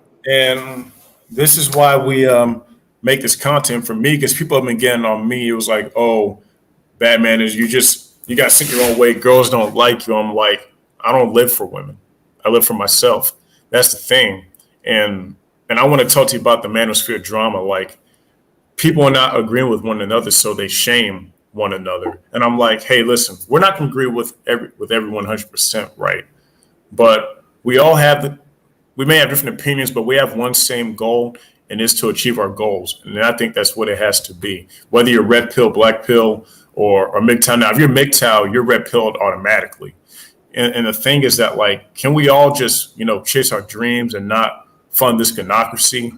You know what I mean? Because trashing down each other, that's how the left or the feminist or, those people are winning, because we're tearing each other down. If men came together, we'll accomplish a lot of things. And men just put their differences aside and just come together. Then we can make a difference. But a lot of guys, they want to, and I'm actually about to POH dating coaches soon, because that's getting out of hand. So what do you think about the whole jump thing and no names or anything? It's just in general, because I'm all about helping men. And now I don't sell hope to men or anything like that. I just let them know, like, hey, you are important. I'm not saying that you're important to the society, but hey, man, you are important to yourself. You need to value yourself. Value yourself for you, not for the validation of others. Because again, no one's going to invest in you but you. And the program is so strong. I've met guys, Rebel Against Defeat, and everyone that's watching, that they told me that if they don't have a woman in their life, they'll die. They feel like their whole purpose in life is to protect women and be there for them and marry one, or else their life is meaningless. Well, that's programming, and that's probably 90% of all men in the world. That's just the programming. That wasn't like that 100 years ago. Okay, so, and then let me touch on that. So a man going his own way, my version of a man going his own way, or MGTOW, is the man's purpose is on the pedestal. The man's the decision maker. He decides who enters his life. A woman, toxic people at work. He decides if he wants to stay at a toxic job or be in a religion that's toxic to him, or what, education. This is a man that chooses to be the leader of his life. It's simple as that. That's a man going his own way. And now MGTOW, we're called incels, bitter, old guys that can't get laid. Well, that's ridiculous. Okay. Yeah, because most MGTOW men were married. Absolutely. And the thing is that And the thing is that it's not about getting women. Why is the manosphere okay? They say, hey, you gotta be aware of the women. You gotta be careful. But then yet you shame men for not getting women at all. That are focused on the purpose. So which one is it? Which one is? Or like, which one is it? Like, are we here for the foundation of women or to actually improve ourselves? And that's the thing. So The man, just go ahead. Oh no, keep going. You're on a roll. Go. So the whole manosphere shaming it's stupid.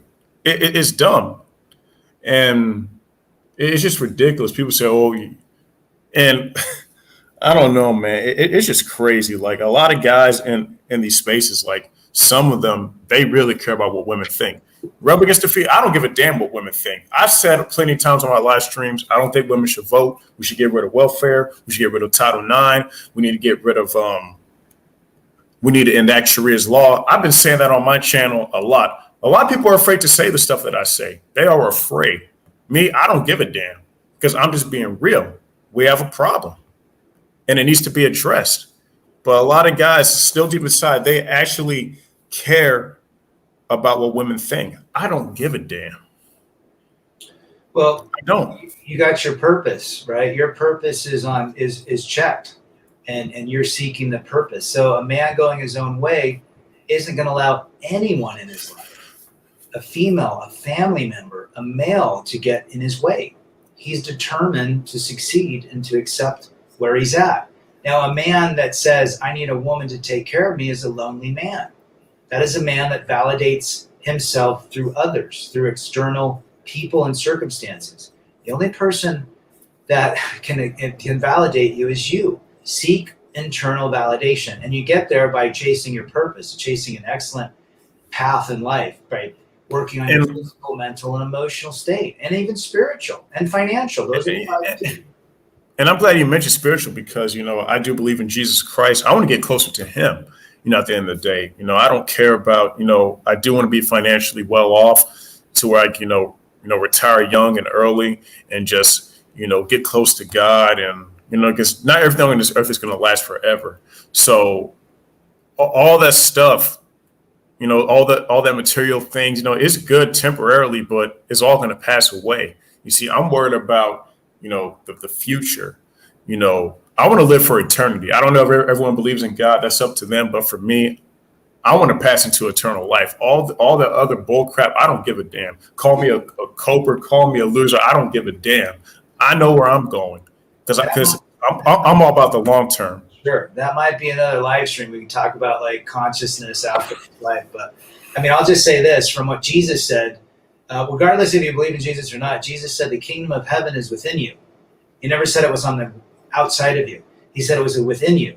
So if you really take that as advice, basically internal validation is the kingdom of heaven. When you're internally validated and you're happy with yourself, you don't need anything. You don't need anything to externally validate you. You don't need a woman. You don't need a relationship. You don't need some fancy sports car. You're internally validated yourself. That is my path. MGTOW is getting to internal validation by putting myself on the pedestal, or putting my purpose on the pedestal, and then from there, deciding how I'm going to, run my life. Who gets involved in my life? Are toxic people getting in my life? Am I going to allow a woman to take over? No, absolutely not. I already did that. I already learned from it. Number two, the manosphere is full of a lot of folks. There's lots of different agendas. There's all sorts of different colored pills and what have you. I don't even know them. But the reality is if you're selling courses, look, A for effort. You made a course, sell it. If you believe that it's valuable and you feel like you need compensation, great. I don't do any of these channels for any sort of monetary gain. I've had guys that say, hey, can I give you a donation? No, I want that donation to go to your purpose. Yeah, right? You put that money in your jar and go learn how to weld or go learn how to, fix cars or go buy a bike to ride in the mountains. And so when I see a lot of money exchange, I have a hard time with it. Now, there's been some good content creators that have written books that have a really good solid fan. And if guys want to pay $200-300 an hour to talk to a guy in the manosphere, Well, it's a free world, it's a free country, and it's a free, what do we call it, free enterprise. So be it. I choose that. Hey, I just like listening to guys that don't have an agenda, that aren't seeking, cash. I mean, it's, I feel like the message gets diluted when there's a dollar sign in front of it. And I'm glad you mentioned that. Oh my, go ahead, finish. There's like Coach Greg Adams wrote those 2 books. I think they're great books. They really have helped a lot of guys, and he deserves to be compensated for it. He's got it on Amazon, whatever. He wrote those books. The guy's he's on his hustle. But when you're selling courses on how to pick up women, in my opinion, the PUA industry isn't taking into consideration the amount of it. Maybe 15 to 22 years ago, that would have been a different story, but not today. So I think they're selling false hope. You need an Instagram, you need to look this way, they're basically trying to change you into this like robotic male structure that supposedly you can get ladies, but it doesn't bring into the forefront that all of these guys buying the courses lack confidence in the beginning, or most of them. You got to fix your confidence first. If you're going to be out doing PUA stuff, you got to be confident, man. And it comes through. Women are not stupid. Women are the smartest creatures on this planet. They know exactly when you are bullshitting, not telling the truth, and so forth. So, that's why I have an issue with the PUA stuff. I have an issue with guys shaming other guys. We're out here trying to help people that say, hey man, I just went through a breakup. I'm 95% of the problem. No, you're not 95% of the problem. This is what happened. You need to understand Bafal's law. You need to understand, that women and men are different. Men have a different brain than women. It's as simple as that. There's books, there's industries written, billion-dollar therapy industry, self-help therapy, based on exactly what I just said. So there is a lot of shaming. There's a lot of people that dox people. I just don't get involved in it. I just like folks that think the same way I do, that says, hey, we're completely flip-flopped. Gender roles are the most important thing to me. If there is a relationship possibility, there's a co-pilot and a pilot. There's a female brain and a male brain. There's a protector provider stance on both sides. One wants it, one provides it, right? And but the reality is we deal in an age of technology and digitalization that has destroyed everything, and it's put the gynocentric world on a pedestal. And what has happened to most societies when a woman is taken over? Do I have to tell you what happened to Rome?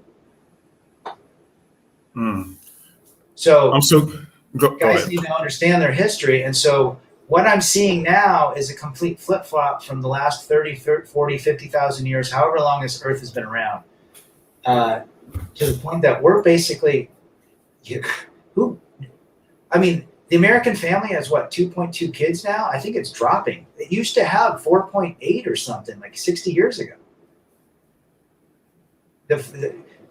Look at Japan. Japan's population is decreasing. Then people say in the next 30 to 40 years in Japan, someone's going to take them over just because the population is now, it's going to be invaded. Guys, there's importance to building families. Why are there borders? So neighboring tribes and warlords didn't enter to remove a race or a civilization and wipe them off the map. Yeah, I can now the Japan's part, I can see why, because Asian women, they like Caucasian men, and that's what they like, and that's fine. And also the Asian men, they're not deemed as attractive.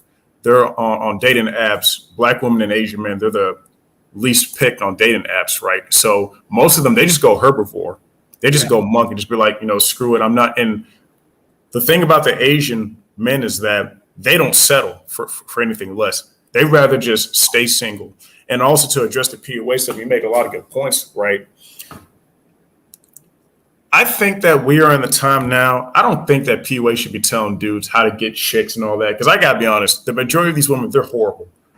And I've always said this, a quote, American women, they're just not good people. Most of them, they're just not good people. And charging the guys. God, man, I just like to say 98% of most women are not recommended. They're not recommended. And And the thing is that these dating coaches, they're PUAs or whatever, they're charging $700 to fix your Instagram. Like, come on, man. Really? Because a lot of these chicks are ran through Rebel Against Their Feet. So you want me to pay you $800 to impress some chicks that are ran through, that are delusional? Are you kidding me? That $800, I could have used that to put into a stock to help pay off my car a little quicker. You know what I mean?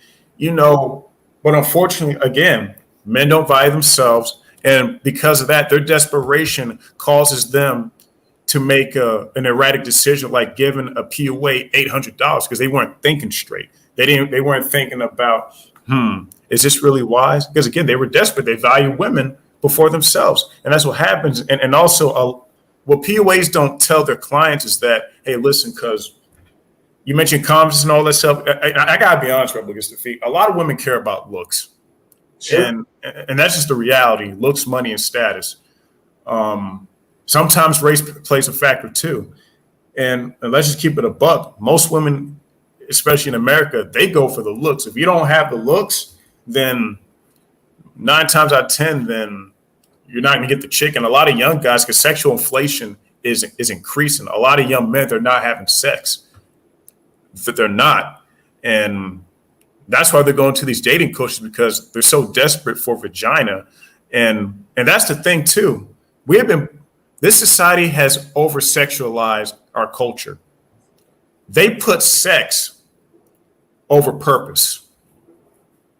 They put sex over person. Nicki Minaj, Britney Spears, like you remember the Britney Spears years, like sexualization of women, because they know that a lot of men are like, we have hormones, right? They know that we're sexually attracted to that. So that plays into our emotions. And because of that, since it plays into our emotions, we make erratic and sometimes dumb decisions. And it kind of like, it makes you think like, man, I'm so desperate. I want vagina. So you know what? What do I got to lose? I'll just pay this $800 and hopefully I'll get something. That's what's going on. This society has overvalued sex. Nikola Tesla, he didn't have sex. Look what he did. George Washington Carver, he didn't have sex in his life. Look what he did. You probably know some, historians that didn't have sex, and they did a lot of great things. But again, it's that programming. A lot of guys believe, and I know that sex is a natural function, but sex is not going to bring you joy. And it's not because, like you said, there are billionaires that had sex with a lot of women. They had all the money, all the fame, but yet they still took their lives. Sex does feel good. It does. But it is not the most important thing. You don't need it. You're not going to die without it. But a lot of guys believe that because they've been programmed, because sexualization in the culture, and also this culture overvaluing sex like it's the best thing in the world. Yes, it feels good, but it's not the main purpose of a man. Now, we're supposed to reproduce, but it's just, we've just been programmed to believe in a lot of BS, man. And that's why a lot of guys are confused and they're going haywire, because they're like, damn, I've been doing everything that society has told me. And it's like, I'm not worthy of anything. And if a man feels like he's not fitting with society's standards, he feels like he doesn't have a purpose at all. Men got to find their purpose, not society's purpose, because I believe that society has a false purpose for men. Society's false purpose for men is grow up, go to school, graduate school, go to college, graduate college, get that job, find a wife, buy a house, live happily ever after. Yep. That's programming. That's programming. Programming says, that was the programming I grew up on, and I followed that. Went to school, got a degree, found a wife, had kids, got married, bought 3 houses, blah, blah, blah. And that's not the reality anymore. The reality is we live in a very different world. And when we thirst for that female in our life, we are knocked off our purpose. It's as simple as that. So when you're going your own way, when you decide, hey, I'm ready to put me first, life's going to put itself together for you. If you're still thinking, I got to find a relationship, I'm young, I want a girlfriend, now she owns you, or that relationship is on the pedestal. Guys, put yourself on the pedestal. Put your purpose first and foremost on the pedestal. Life will come together. If a woman pops into your life, you're still on your purpose. You decide if you let her in through the gate. Is she going to come through the gate? Yes or no? That's your decision. But know the risks and the rewards moving forward. Know, you have to ask yourself, what does she bring to the table? What do I bring to the table? Do I want that? Do I, there's a lot of red flags in relationships today. But you're absolutely right. I mean, when you got your purpose going, when you jump out of the programming, life begins to put itself, literally, it comes together. Because now you're like, shit, I'm not focusing on a relationship anymore. I'm focusing on right here. I can build my financial, spiritual, emotional, mental, physical self. I get back to what I want to do. Before you had a girlfriend or got married, you were on some sort of purpose, right? You were like that. And I'll hit the other piece. Promiscuity is through the roof. Promiscuity is through the roof. And it's been talked about ad infinitum on these channels, but the reality is feminism has allowed promiscuity to just flourish. I remember dating my wife at the time, and there was courtship going on. There was, I had to earn her at that point. And which was back then was what you did. And there was some loyalty to it. But today promiscuity is through the roof for a lot of gals. And the more sex a woman has with multiple partners, the more she's damaged. It's been proven. Microchimerism. They can't pair bond. There's a lot of issues on the female side when it comes to promiscuity. So when you say they've been ran through, there's a lot of women that have been run through because they're looking for the bigger, better deal. And so they'll find one, hang out for 6 to 8 weeks, and then find another, and so forth and so forth and so forth. So be very, very careful and know the risk and the rewards moving forward. But there's nothing that's going to make you even remotely happy than you being on your purpose. And that's why these channels exist. We were off our purpose when we put her first, when we put her on the pedestal. A woman doesn't want to be on the pedestal. She wants your purpose on the pedestal. Henry Ford was building Ford cars. Do you think his wife was on the pedestal? If she was on the pedestal, would he have built Ford? No, he keeps saying that she was my support. She respected and was my support as I built Ford Motor Company. So that was a guy on his purpose who had a woman in his life. So that's where we need to be, guys, on our purpose: physical, mental, emotional, spiritual, financial, building something. And you don't have to build $1 billion company unless you want to. You could build yourself and decide, you know what? I make 50 grand a year, perfect, because I can live like a king in a camper van, visiting Alaska or hanging on the fishing boats for 4 months, and then having 8 months of, seeing the world and being minimalistic. So there's a lot of avenues you can do if you go your own way. And that's the trick too. Society has programmed everyone to be this rich person, make all this money, but the thing is that you don't have to, really. 50,000, depending on the state, because, I'm in the South Carolina, right? In the South Carolina, Georgia, Florida area, right? You can live decent with 50,000, especially if you're a single male without a family. It just depends on, and it's not always about how much money you make, but it's how much you save. And depending on how well you handle your money, like you can live like a king. Me, I wouldn't mind buying a mobile home. I really don't give a damn what people think. Because again, as long as I'm happy, as long as I like the home and, the space, I'm cool with that. I don't have a kitchen table in my apartment. I like to save as much money as possible. I like to keep things simple, and that's me. And a lot of people have a problem with that. Be like, hey, man, you need to buy Jordans. You got to buy this. You got to buy that. But I'm like, for what? For validation? I don't care about validation.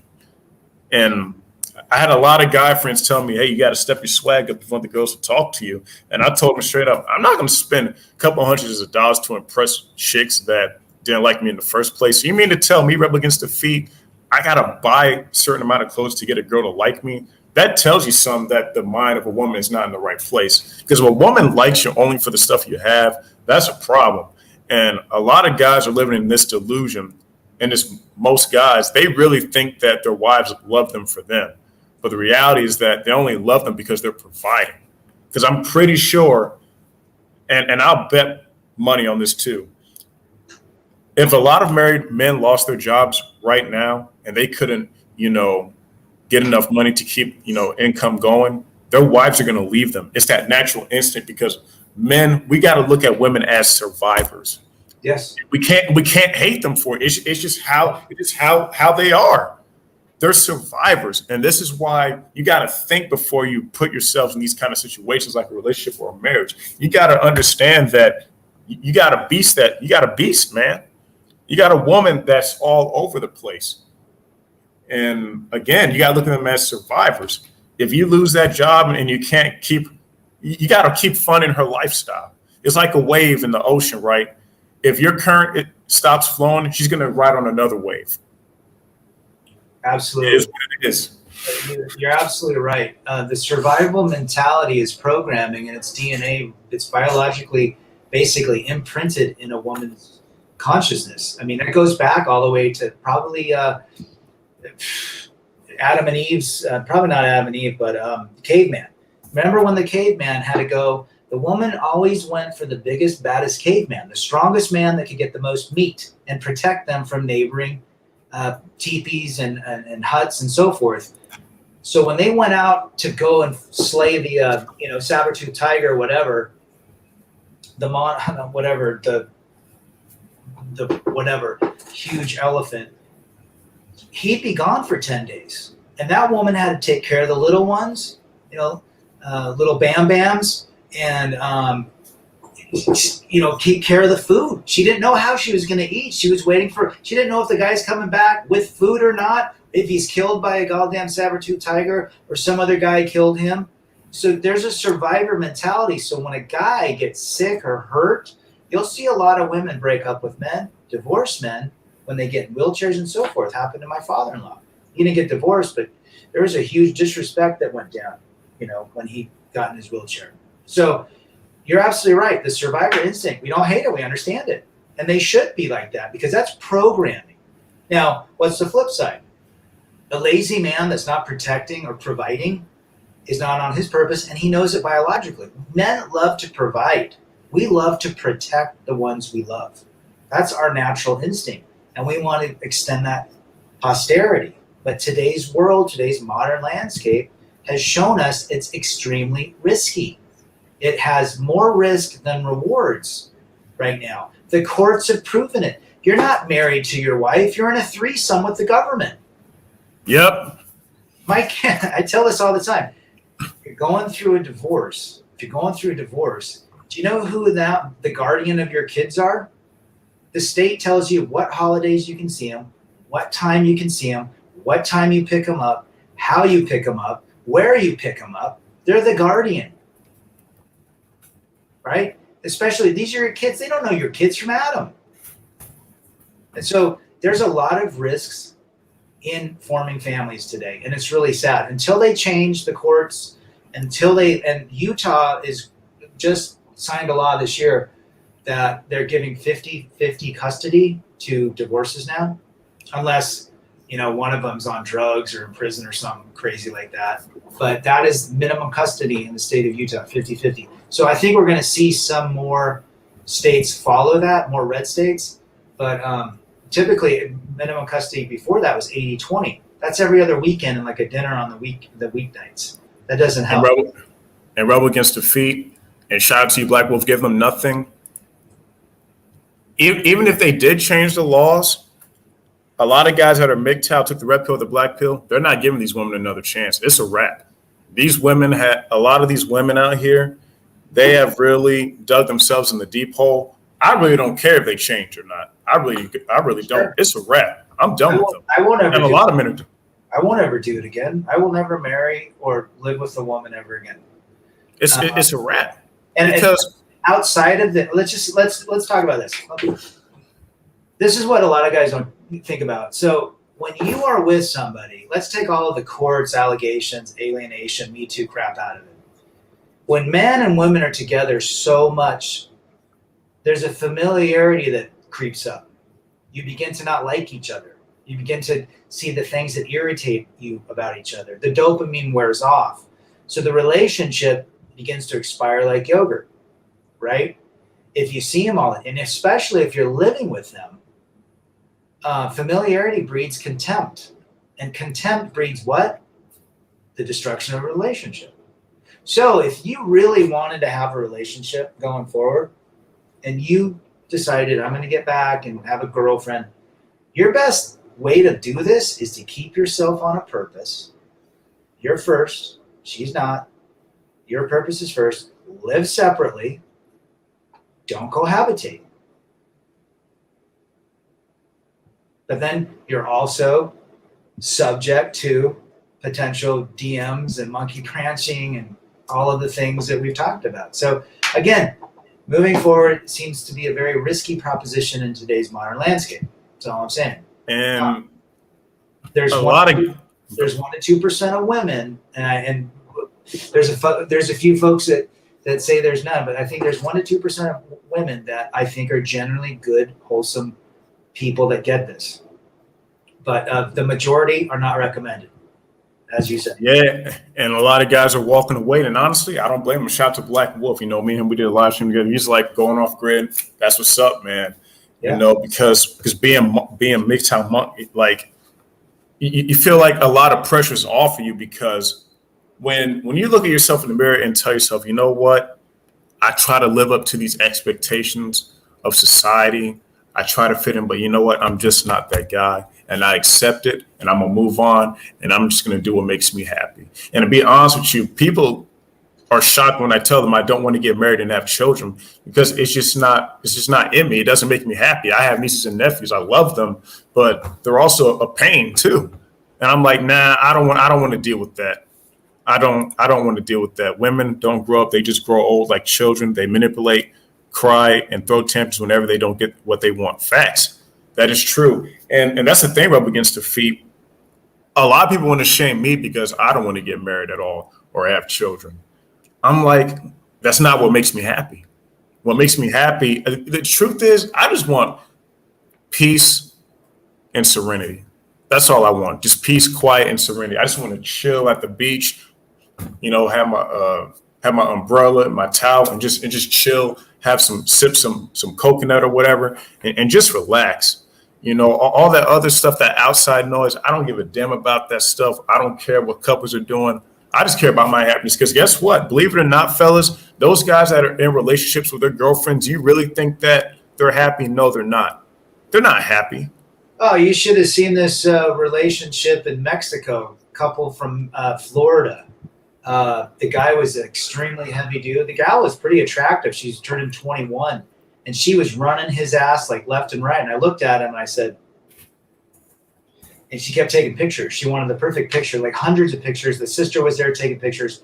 And the guy's like, oh, I'm sick of these pictures. And the gal's telling him, oh, you're just not into it. You need to look better in the picture. Just running his ass around. You could just tell this guy was probably 22.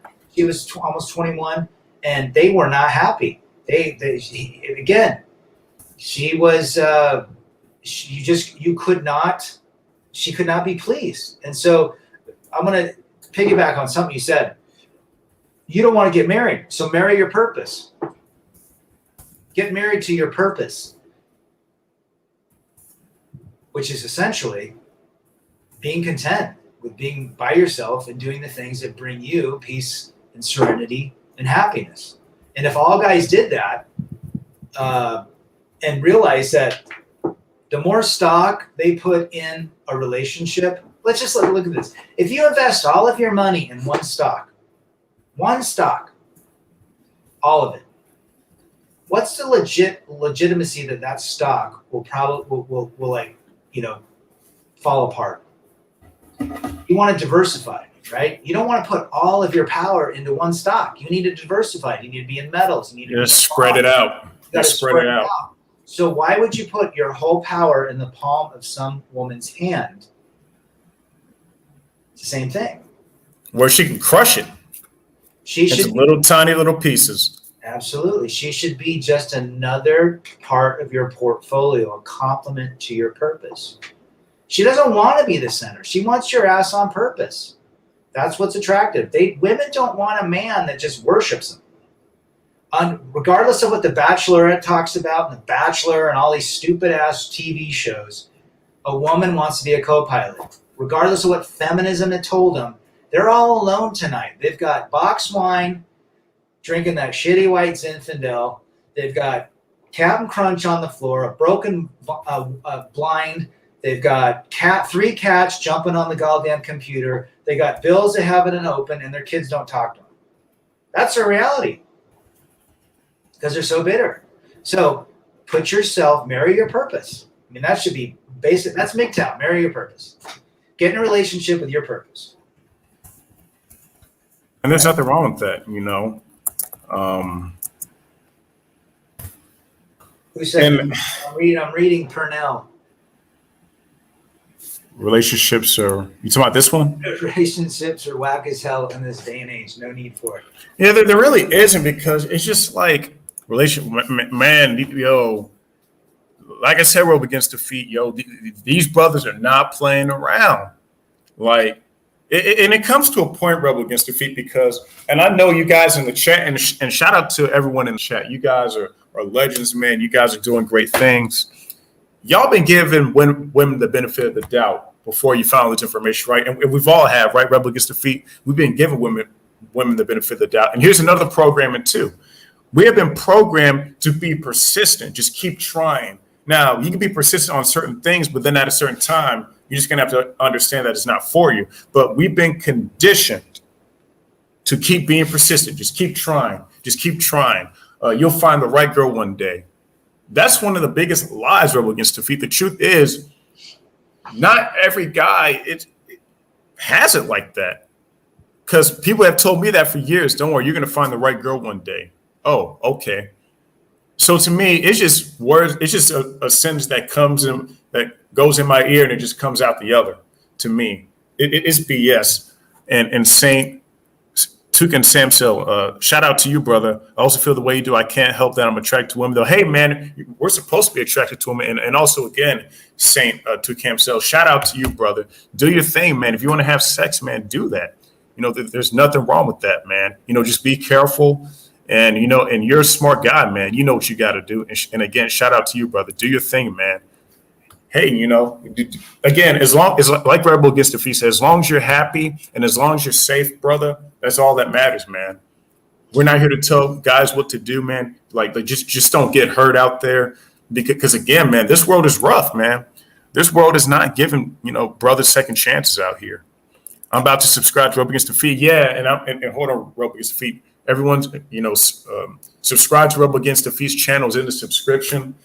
It's in the description box below. This guy, I love his videos. Check him out, man. He just keeps 100%. And again, if you want to contact him, he has his email. He'll probably give you his number if you want to talk to him if you're going through something. Hey, that's what we're all here for. We're all brothers. We're all men at the end of the day. Are we perfect? No. Do we all agree with everything? No. But at the end of the day, we're learning valuable information. And I always say, Rebel Against Defeat, we may not be rich in money and materials, but we're rich in knowledge. And I feel like being rich in knowledge is way more valuable than being rich in money. And think about it. And the reason why it's more valuable than rich is because those rich guys that have it all, they're taking their lives. They don't know what to do with it. They feel like they have no purpose, but we have the knowledge. So if we did have that money and all that stuff, we will know what to do with it. You're absolutely right. I mean, we don't need a lot. Men don't need a lot. 90% of all department stores are geared to a female's tastes. 10%. I took my boys there. I said, hey, guys, how much space is dedicated to a man? They're looking around. That corner over there, Dad. Uh-huh. That's because men don't need a lot.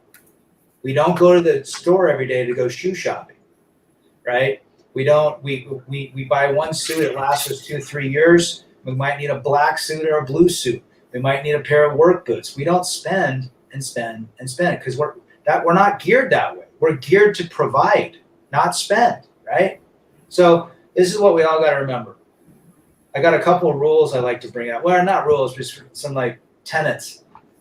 We're the operant power in our universe. When you begin this awareness, you decide and you put yourself on the pedestal. You decide who gets in the gate, right? No longer are you going to pay a cover charge to hang out with the gal anymore, right? Who wants to pay a cover charge? And that's what modern the day society is pushing. That we got to put them on pedestals and treat them like princesses and pay cover charges just to even talk to them.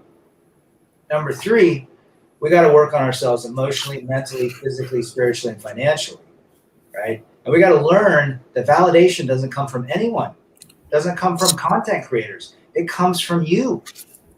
You internally are the one that's going to get you ahead.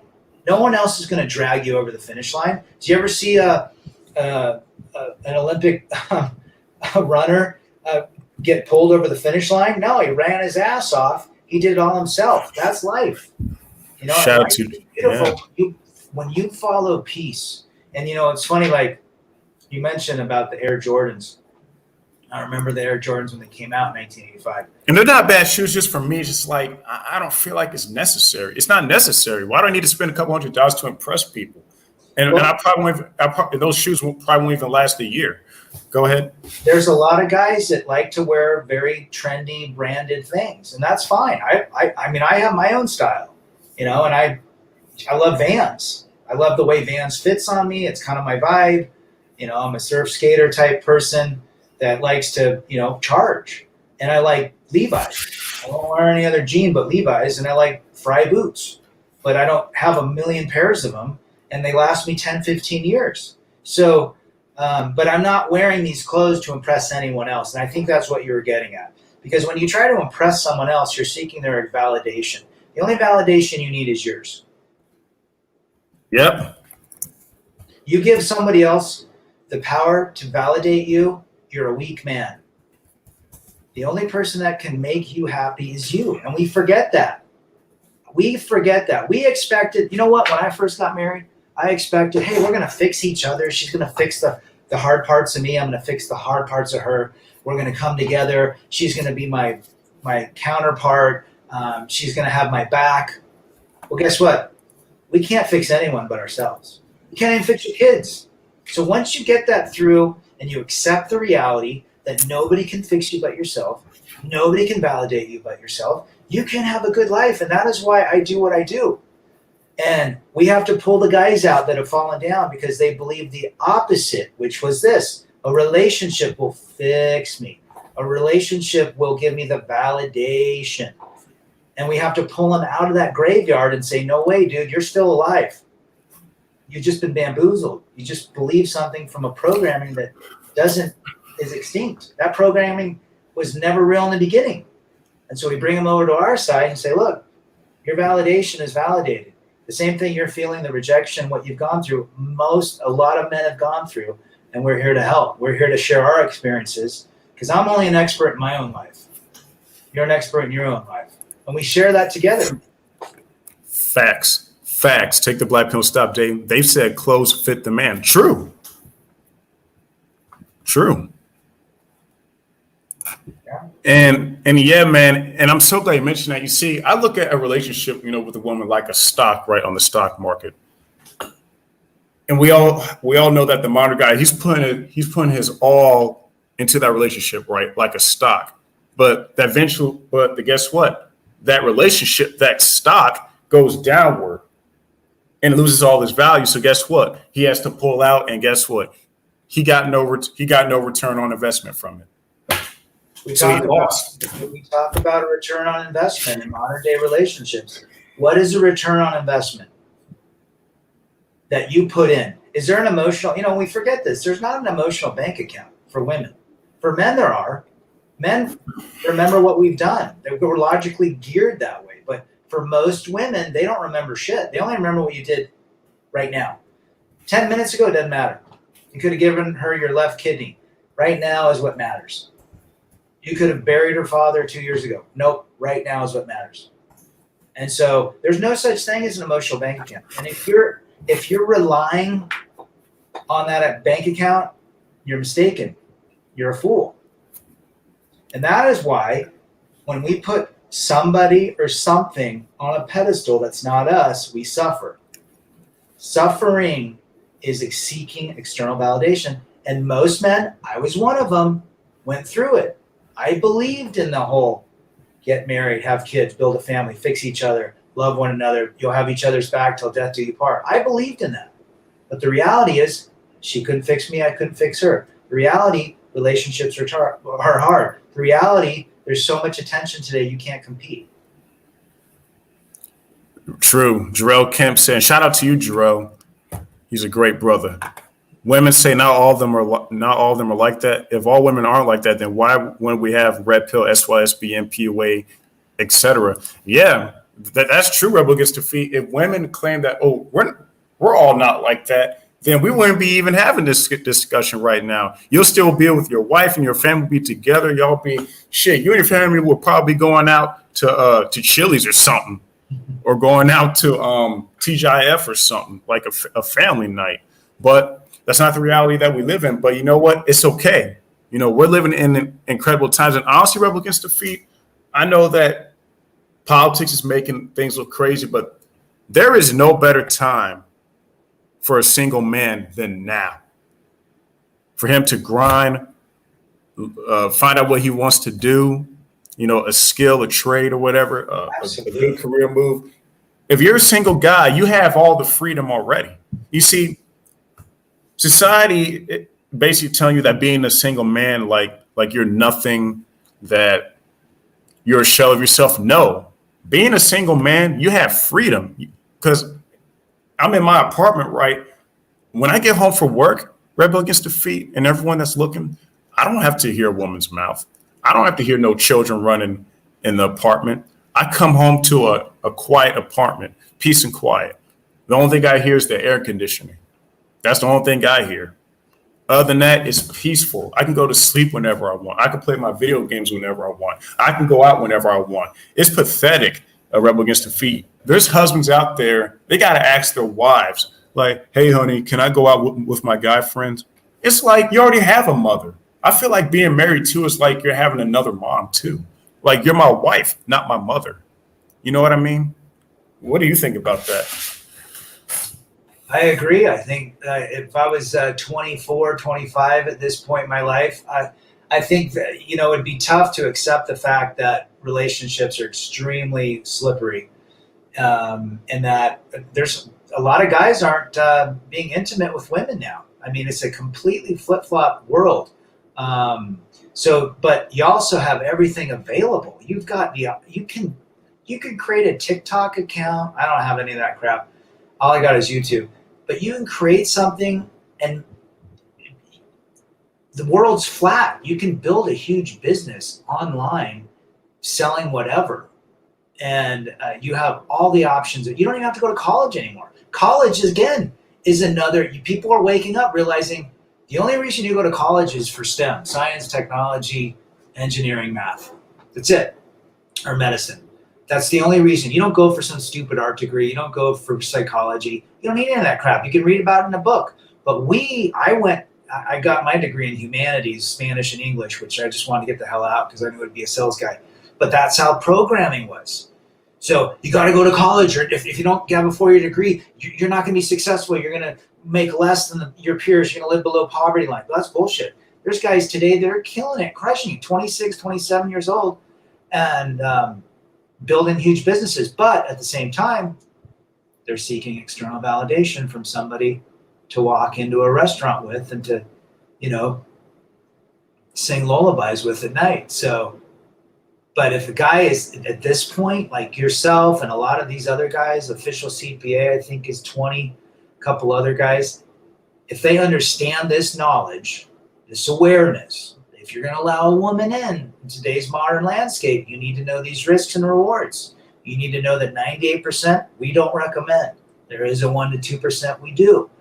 But you need to understand that. So if you understand that, go build your empire. Then you allow who gets through the gates. Simple as that. If you allow who gets through the gates, you're in charge. You're the master operant power of your universe. Who's got more freedom and peace than that? You can go right now, Batman, and jump in a van you paid $8,000 for, and you can finance it like a damn house, because a motorhome you can finance 30 years. Costs just $40 to have a mortgage on it. You can drive to Mexico and live, doing something online. And having the peace. You can drive down to Florida. You can go to Chicago, Alaska. You have so much freedom. It's crazy. But I love it. I mean, if you understand this now, it's great. This is a good thing to understand what the sexes are, what the male brain is geared towards, and what the female brain is geared towards.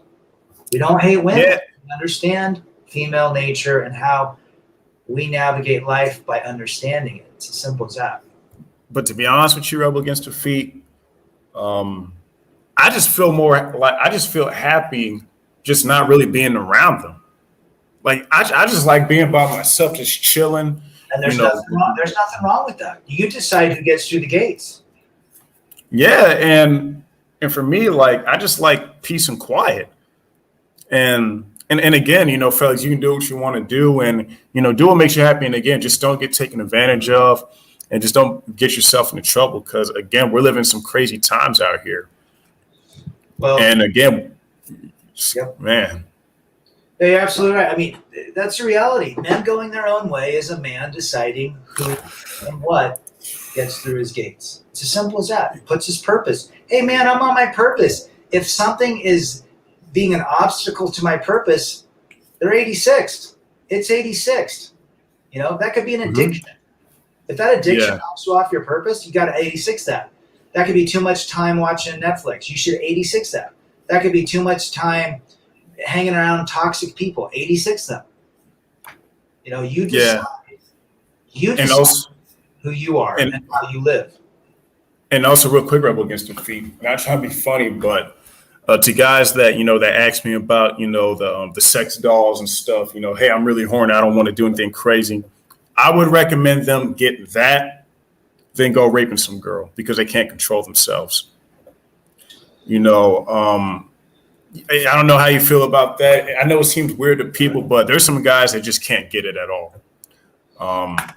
Well, I recommend them I'd rather them just get a toy off of Amazon for $20. You know what? Get it off, and it's safer physically, right? It's safer. They don't have to worry about pregnancy. But whatever floats their boat. If a guy needed, let's just say there's a guy that's 20, he's horrible with women, but he wants to be with a woman. Fly down to Mustang Ranch. Have an experience with a woman if that's what you crave. You don't want a relationship, but you want a woman. I have no problem with that. Okay, that's a reason it exists in Nevada. So Lamar Odom went to Mustang Ranch, but go take care of it. Just have and find someone that looks attractive and pay $1,000 for an evening. And get it out of your system. Go to Mexico for that. I ain't paying $1,000 for no chick. Go overseas and get something cheaper. And the reason why I want to mention the sex doll thing is because some guys because I really care about the guys' mental health, and because again, sexual inflation is very, very high. Rebel Against Defeat, and I don't. And again, guys, you can do what you want. I'm not going to shame a guy that gets a sex doll. I'm not going to do that. No. Look, because a guy going his own way decides how he lives his life. And if it includes a $20 toy off Amazon, an escort, Mustang Ranch, or a doll, that's his business. Right? That's his business. And if that makes him happy and if it makes him keep on his purpose, so be it. Do I live that way? I don't live that way. But I do not disrespect any other man that chooses to do that. Again, who just said it? A toy can't me too, you dark realities. Number 2, a toy can't give you a venereal disease. Number 2, a toy can't get pregnant. Number 3, it won't cheat on you. But reality is, a man chooses which direction he goes in life. And if that's part of his life, then great. And Rebel Against Defeat, this wouldn't get. Do you think about it?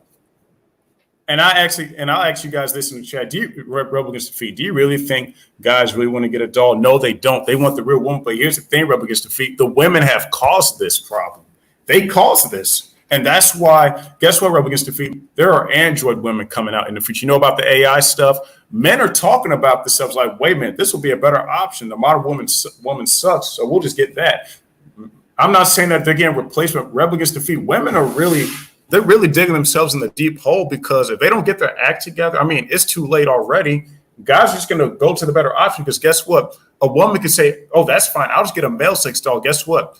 A dog cannot pay your bills. A dog can't take you out on an anniversary. A male sex doll, it can't pay your bills. It can't comfort you.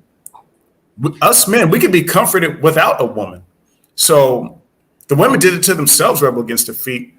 Because think about it, I'm pretty sure the guys in the chat will tell you, I would rather have the real woman, but the modern woman is so bad, I'd rather just, go to the other option. And I don't blame men for doing it. Every man wants a real woman. Every man wants to yes. a woman. That's who we are. We find women beautiful.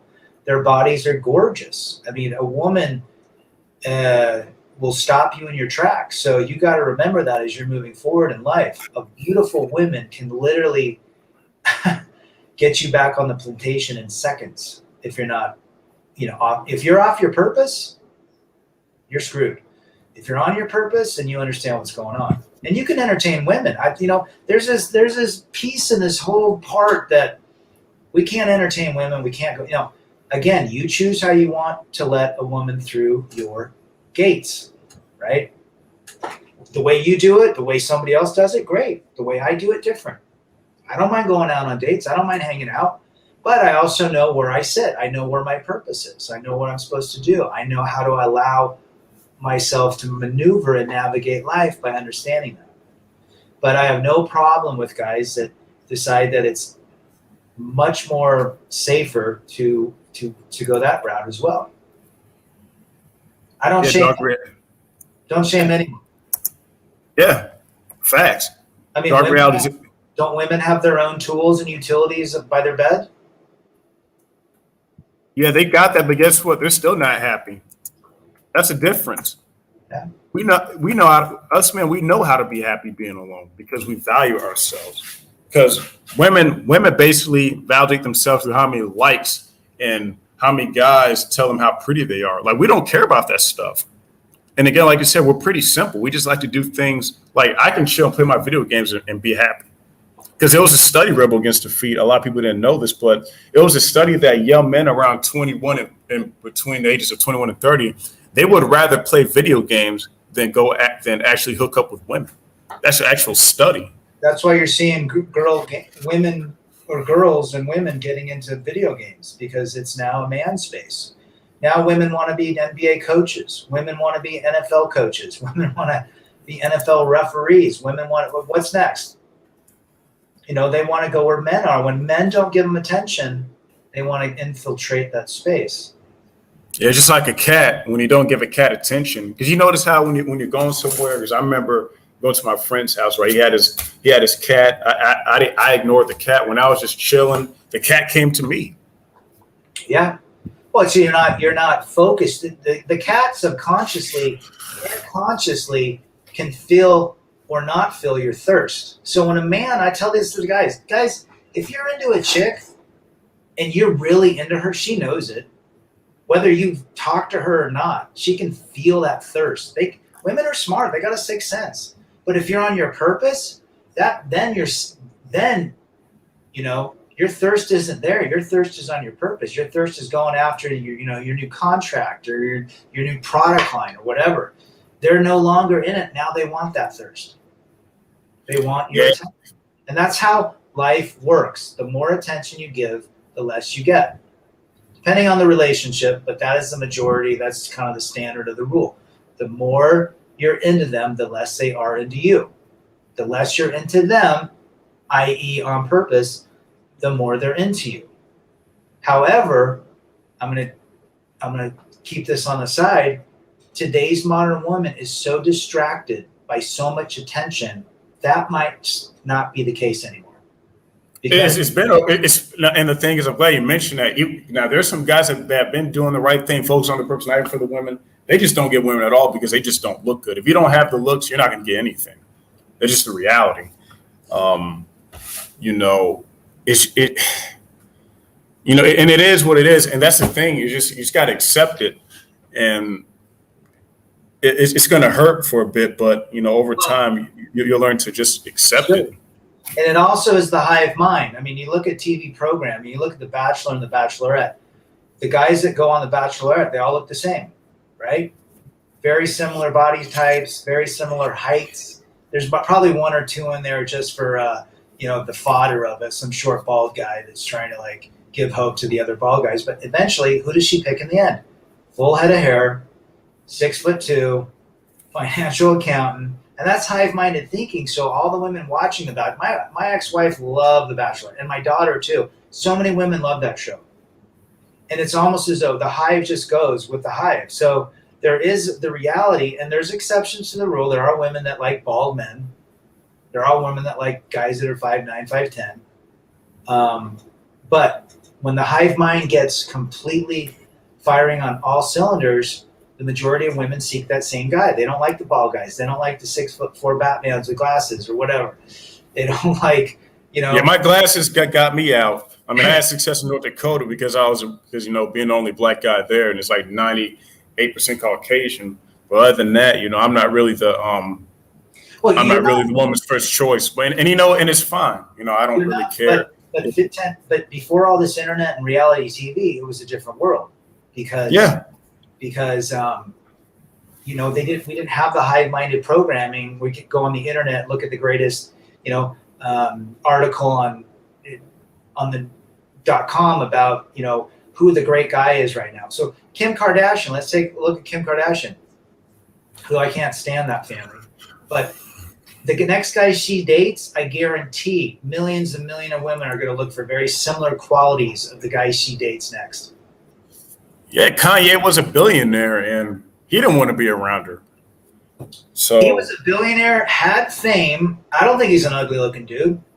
But what happened there? Status, fame, and money and attractiveness was all trumped by boredom. Or boredom in the sense that she wanted to follow her own gig or whatever. She wanted to dress provocative. He didn't like that in the end. He's becoming more Christian. He wanted a different path for his family. So she got bored of his path. And so she's like, I'm done. And she could say it was his mental health. Well, would you be mental if you were married to a Kardashian and trying to keep up with that fame? Hell yeah, you were. You would. Shit. Devin Booker, the basketball player that just lost the championship, he was dating Kendall Jenner, and he lost. Look what happened to the husband in that relationship. He changed sexes. I mean, yeah, Bruce is whacked, and I'll say it to him. They're whacked. That the young one that I think she's my daughter's age. She's like a billionaire. That little, I don't know what her name is. Kylie. And she's got like some clothing and makeup line. What kind of guy can compete with that crap?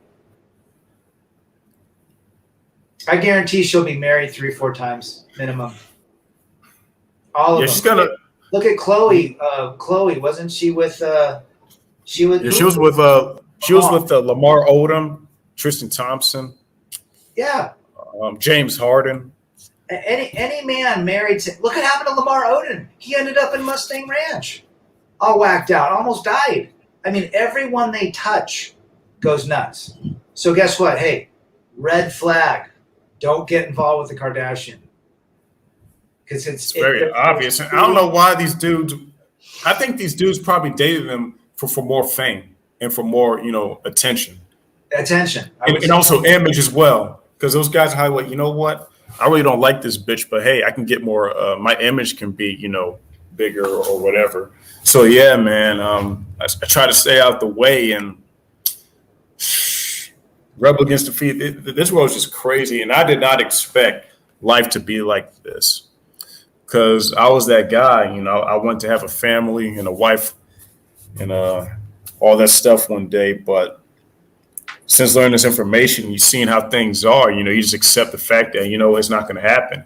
And honestly, it's a good thing. It's better for me to find this information now than get burnt later. Get cheated on or get divorced. I think everything happens for a reason. And I think it's a gift from God because it's just getting out of control. And when our men are going to, understand like your whole purpose in life isn't just get married, have kids, and just live happily ever after.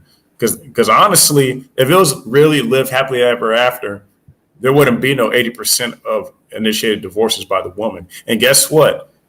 Men give women what they want all the time, and they still initiate the divorce. Think about it. I always hear married men tell me, "Oh, my wife is the boss. My wife is the boss. She's in control. I'll do anything for her." But yet they still file the divorce. It's never enough. So Well, why not just walk away? Just walk away. That's what I did. Sure. If love existed, wouldn't love fix everything? If love was all there is, love would fix everything. And I keep saying this, when you get together for love, which is typically lust, let's be real. We love the idea of this person. We love how she brings us more dopamine lunches when we're with them in the beginning. If you get together for that, it will always end. If you get together for purpose, you might have a chance, but today's modern day landscaping is whacked. I mean, the Kardashians, Brad Pitt. I don't care what anybody thinks about Brad Pitt. I like a couple of his movies. The guy's been on the cover of the People magazine, the most handsome dude in the world, 4 or 5 times. He's worth $500 million. He wanted a family. I don't think Jennifer Aniston wanted to give him kids. She didn't want to get knocked up and ruin her body. He wanted kids. He's from the Midwest.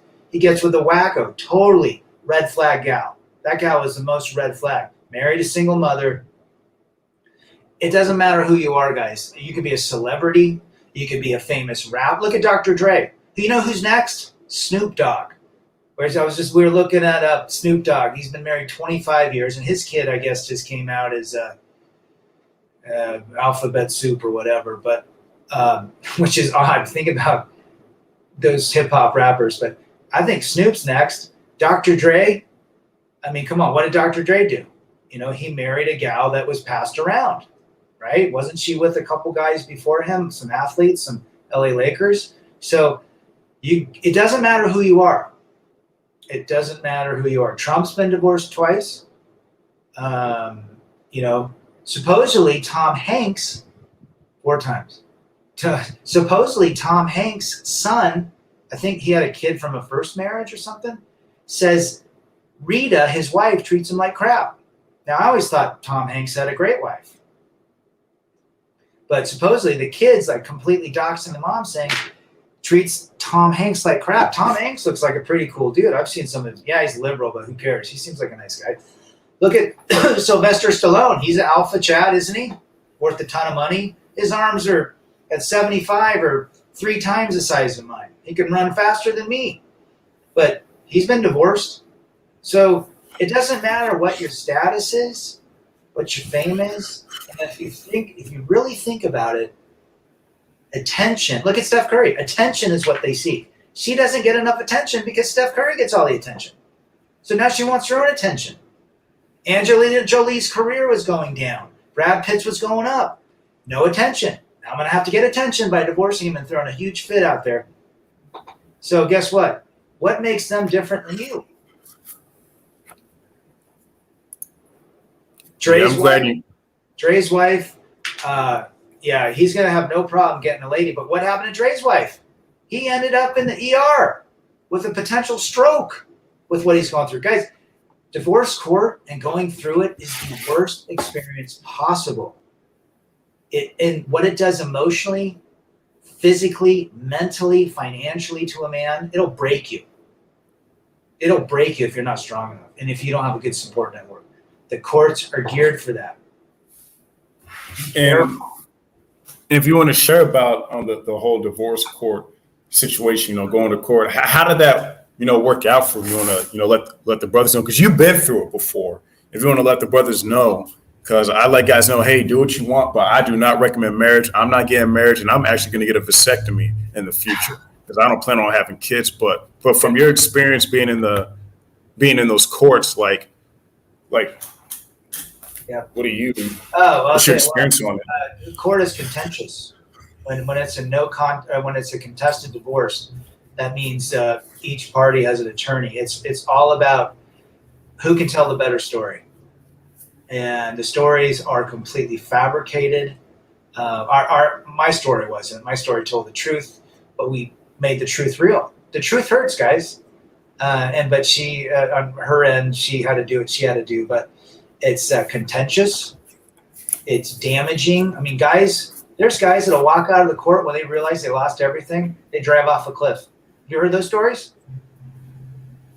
So that's what it does. I mean, court is not a place you ever want to be, regardless of anything. You have a guy sitting in, ours was a lady. So how did I prevail? I got what was fair. 50-50 custody. That's what I wanted. I wanted my kids to have a mother and father. I think that's appropriate. And then we follow the state laws about assets and, how child support works and so forth. But, I didn't have to pay, if both people have jobs and skills, there's no alimony in the state of Utah. So, she had a career, I had a career, so go figure. But most guys will cave. They'll give 80-20, they'll give alimony, they'll give more than the half, they'll walk away with nothing. My whole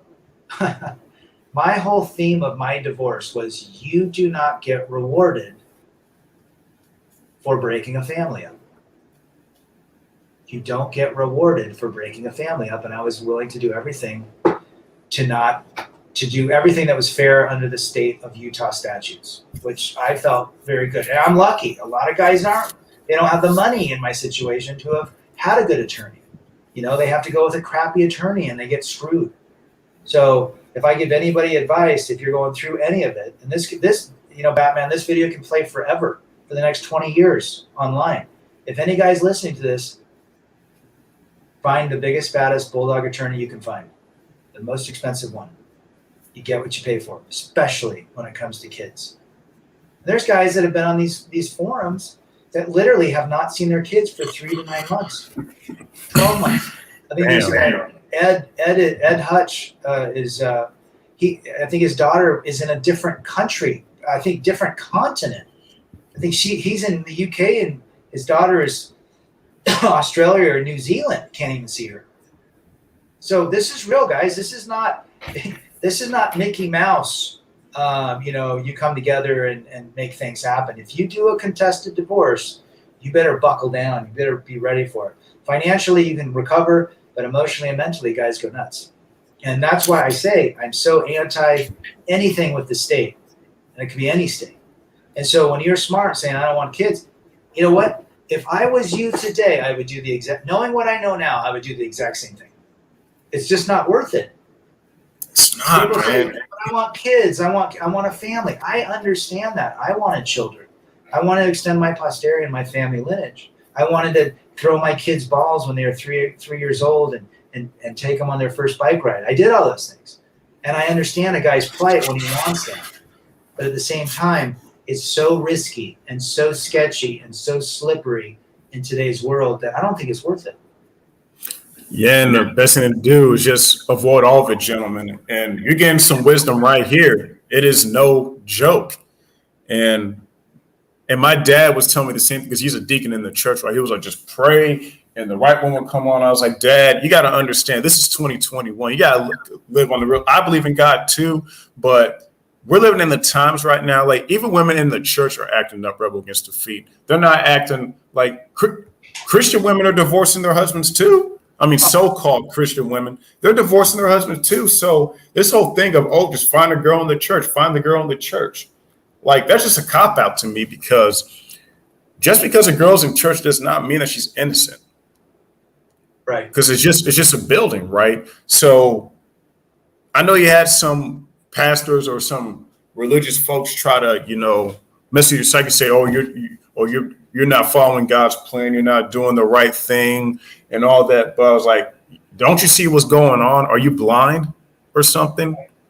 Right. Like it's obvious because again, if it wasn't a problem, we won't even be doing this live stream right now. We won't be making content right now. Now, I thank God that we're doing this because you're great. You make great content. I'm glad that, that we're talking about this stuff. But again, if everything was all colors and rainbows, we wouldn't be talking about the manosphere. I'll probably be married by now with kids. You'll still be with your family right now. But guess what? This is the reality, and we got to spread the information. And hopefully, guys will, And again, I've always said that women are the biggest recruiters of the Red Pill MGTOW or the black pill. They are the biggest recruiters, not us. We just put out the information. And I agree with you, man. I think that everyone in the chat should make content. I'm willing to talk with anybody. I don't mind connecting with everybody, and you don't mind doing it too, because again, but believe it or not, we're in this world. It's crappy right now. The best thing we can do is just spread information, and hopefully, a lot of men will wake up and apply it to their lives. Hopefully, look, you're absolutely right. I mean, the more we give, okay, and you can the incel world, and I'm not bashing on incels, and I wish that they could have a relationship or at least experience what it's like to be with a woman. But when you hate on something because you can't get it, you're still giving power away. Does that make sense? Why not bring the power back to you and say, you know what? I can accept the fact that I'm in my situation. It might change. It might not. You might be 5'1", bald, like the guy in the New York guy, the bagel guy. Did you see that video? He's 5 foot. Just type in New York bagel guy, 5 foot. Yeah, I've seen that. Yeah, he was upset. Yeah, he was made fun of. And I feel bad for those guys. I mean, I'm pretty sure, and this real quick, I'm pretty sure he probably had money or not. I'm pretty sure he could have got himself an escort or something. Well, supposedly he got a girlfriend after that. And I saw another guy online. He said he's the ugliest guy in the world. Now he's got a girlfriend.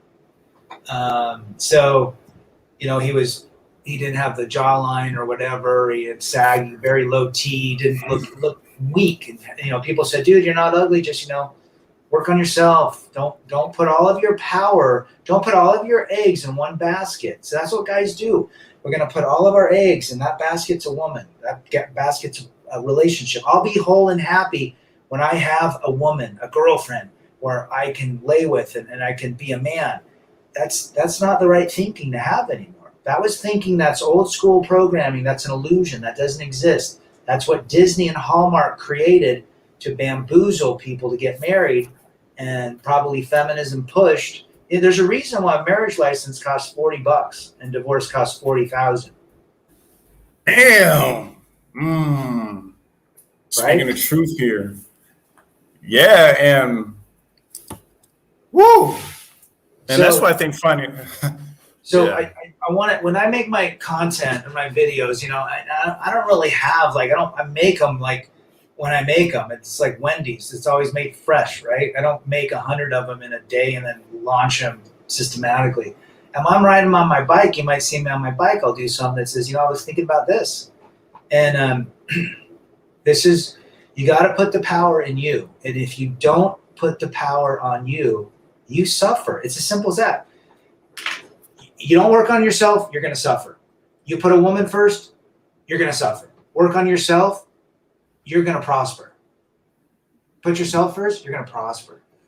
Put anybody in front of you, put any circumstance, anybody, you're going to suffer.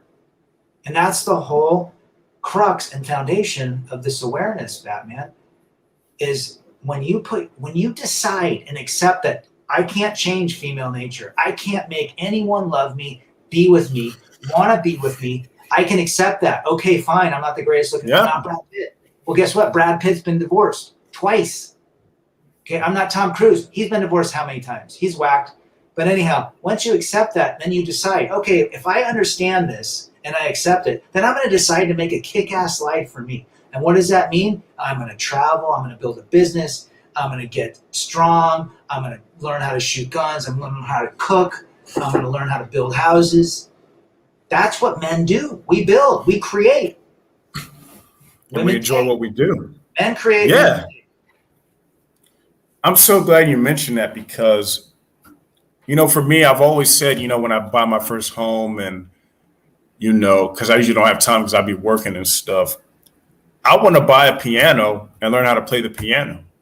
I want to buy a saxophone and learn how to play the saxophone because I like jazz. Oh, yeah. I like the instruments. I like them playing the trumpet, the drums, the bass guitar, but I definitely want to play the saxophone because it's just so enjoying to me. I just like the old school music with the instrumentals. I like instrumentals. I like hearing the symphony.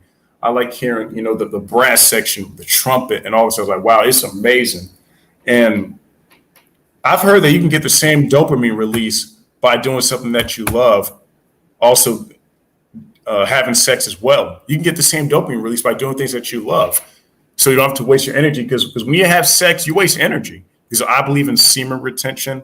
No fap. And again, it depends on the person, and I feel good. Like, the benefits are real, not doing it for the woman, but I want mental clarity, energy. I want the aura to surround me. I want to breathe it in, breathing out. I just want that great energy around me. And I really want to play instruments. I like music, because when I was growing up, I've always wanted to be an R&B singer. I never told you guys that, but I've always wanted to be an R&B singer. But, I don't have the voice. You're the next Tevin Campbell. No, I'm not. No, I'm not. No, I'm not going to make music that's going to prop these women up and, get these guys to, but I definitely want to play an instrument, and make some beats, on my own in the future, and it's going to take some time. But if you're dedicated and if it's what you really want to do, then, you're going to pursue it. I like music. I like instruments. So, that's something I really want to get into.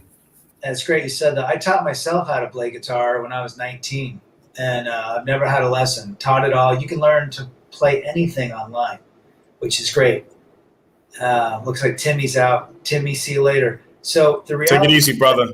And I'm reading these chats as well as they come in. They're very good, great group of folks. Black Earth and yes. the House. Purnell's got great stuff. McTow, Absolute Knowledge, Beautiful Life. But the reality is this: we got to keep ourselves moving. Learning an instrument brings peace, dopamine. I love cooking. I've learned to like to cook. I never cooked in the marriage. I didn't even know how to grill. My ex-wife was a great cook.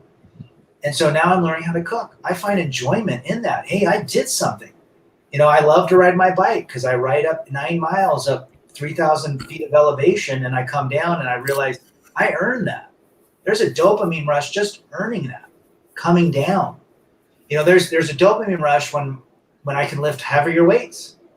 There's a dopamine rush when I finish a good book, and when I travel, or when I do my own thing, when I meet people. You got to continue to build the muscle. This is where it's at right here. This is what you got to focus on. What's between these ears? And guess what? Guess what knocks us off our game? A beautiful woman standing in front of us, charming us, flirty. That's when our whole system just. Yes. And Rebel Against the Feet. And believe it or not, I know you're 50 years old. You don't look 50 years old. And the thing is that I believe I got one more year. I got 13 months, and I'll be 50. And the thing is that, and to me, I believe this is adding years to my life, because the pressure is off. Because before we knew about this knowledge, we had a big pressure on us that we had to basically live up to society's standards, that you got to have the good job making 6 figures, the wife and the kids to be, deemed as a real man. But find out this information, I'm like, wait a minute, I don't give a damn what society says. Fuck them. They want me to be an emasculated feminine male that lets the woman lead in my household. Hell no, that's not going to happen. I'm going to lead my life. I'm going to be in control. I'm in the driver's seat. I'm going to take myself where I want to go. This stuff is adding years to my life. And guess what? While there's some dudes, a lot of guys still pursuing relationships, I hear all the arguing. And I got to be honest with you guys. This may sound weird, but when I see a couple fighting, it makes me feel good. Because in my mind, I'm like, I don't have to go through that. I mean, I don't want to see people fighting at all. But when I see that, I say to myself, dang, what am I complaining about? What is there to be sad about? Yeah, he has a girl, but guess what? You see the problems he has to go through? I don't have to go through that. I have my freedom, but sometimes we don't think about that because we think about that validation. We think about getting pleasure so much that we don't think about that. The fact is we have freedom. We got it good. Like we really have it good. And again, Rebel Against the Feet and everyone, we're rich in knowledge. And again, we may not be rich in material things, but guess what? being rich in knowledge, it'll add years to your life. And especially applying the stuff like this is adding years to my life because believe it or not, women outlive men. They do. It's a study. Think about it. Well, I think, you mentioned a lot of great stuff, Batman. And the reality is Salute. you've got to continue to, my grandfather died 2 years ago. He was almost 104. He only had a hip replacement in 104 years. Well, let me take that back. He got diabetes 2 weeks before he died. In 104 years. And I asked him when he was 96. He had a full head of hair. He used to teach auto shop in California. And my dad, on the flip side, his son, my dad's got diabetes, hasn't taken great care of himself, but he'll live, probably 80, 82. But the reality is I asked my grandfather in 96, 97 years old, I said, and he's already gone through 2 wives. Both of his wives died. His first wife that he married and had kids, she died. And then he married another gal, she died. But I said, what's it like living so long? And how did you stay so young? And he kept saying, I would not stop learning. And he'd say, I'd read the Bible and I keep pruning my pecans. I keep tilling the land. I keep walking. I keep jogging. He kept doing the fundamentals of life. And we talk about this. I'm a basketball fan. I don't know how much longer because the NBA is pissing me off. But what did Michael Jordan do? He kept every day. Same with Carlos Boozer, by the way. He would practice his free throws, even though he'd shot 1 million of them every single day. Kept practicing, practice. And so you got to practice in life, whether that's a new hobby, whether that's a new experience, whether that's a new place to visit. Get in the car. If you guys just feel stuck, get in your car and drive the opposite way to work, or drive the opposite way that you've never been in an area that has restaurants. Just go visit one. Get your energy thinking differently. Once you're out of the same stale environment, your brain will go. It's amazing what your mind can do. And that's the key. And so when a man decides to go his own way, it's putting him and himself and his purpose ahead of everything. It's not we don't hate women. We should have never, ever put a woman or a relationship on a pedestal, ever. That was the worst thing that ever happened in society. Because that's only happened, since the 50s, 60s when feminism jumped in? Before that, there was purpose. Look what we did when there was purpose. What did the society build? The only thing we've really built in the last, we've made some good medicines and whatnot, but we've invented screens. That's really what we've done. Oh, an electric car, but electric cars have been around since 1902. Elon Musk just made the electric car cool. He didn't invent the electric car. The electric car was already built. But the reality is this. Everything in the last 60 years, 50 years, computer, screens. Think about it. Medicine. Okay, air travel. Cars got a little bit better. But all before that, we invented electricity. You guys understand that 1925 was one of the very first on the East Coast in New York was when the electricity started pumping? That was under 100 years ago. Electricity, the automobile, the airplane, the refrigerator. This shit was all purpose driven. Computers have helped and aided in life. I'll be real about that. I love shopping online because I don't have to go to stores. But it's also brought more issues as well. So I would say once we got off purpose, yes, we invented inventions that were great. Computer, we were able to do this. And so thank you, Steve Jobs. Thank you, IBM, for helping it. And Bill Gates for putting a platform together. But we've also added more disruption and more chaos and distraction than ever in the last 50 years. There's so much out there. We become so much lazier because we don't have to get in the car to go to a bank. We can check it on our phone. We don't have to go to 1 hour photo anymore. I don't even think you guys even know what 1 hour photo is. You can take your photos and have it in an hour done by Costco. That was huge when I was growing up. Oh my gosh, we can get them back in an hour instead of a week. So we've become lazier. And now our attention span has decreased in the last 50 years because of all of this new technology. And I'm not saying it's bad. I'm just saying our purpose, when we were on purpose back when the woman was not the center of our life, we created things that made life better in a lot of ways. I mean, the inventions that came through. I asked my grandfather, I'll jump on and piggyback on him. I asked him, what was the greatest invention in your lifetime? Now, remember, the Wright brothers were 6 years before his birth. The automobile, he said his first automobile was a horse.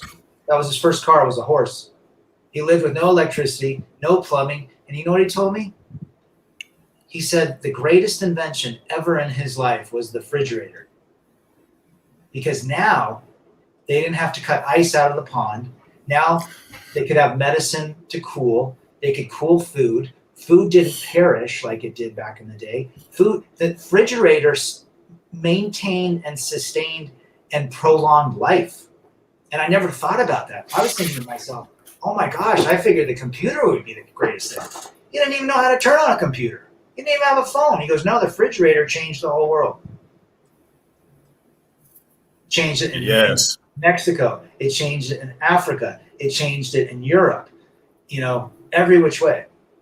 So think about that, guys, when you think about all of the things that happened when man put his purpose before everything. Was Steve Jobs on purpose? I mean, you give credit. I'm on an Apple computer right now. I like Apple. But the reality is, in the last 30 years, screens and software have been the biggest game changers.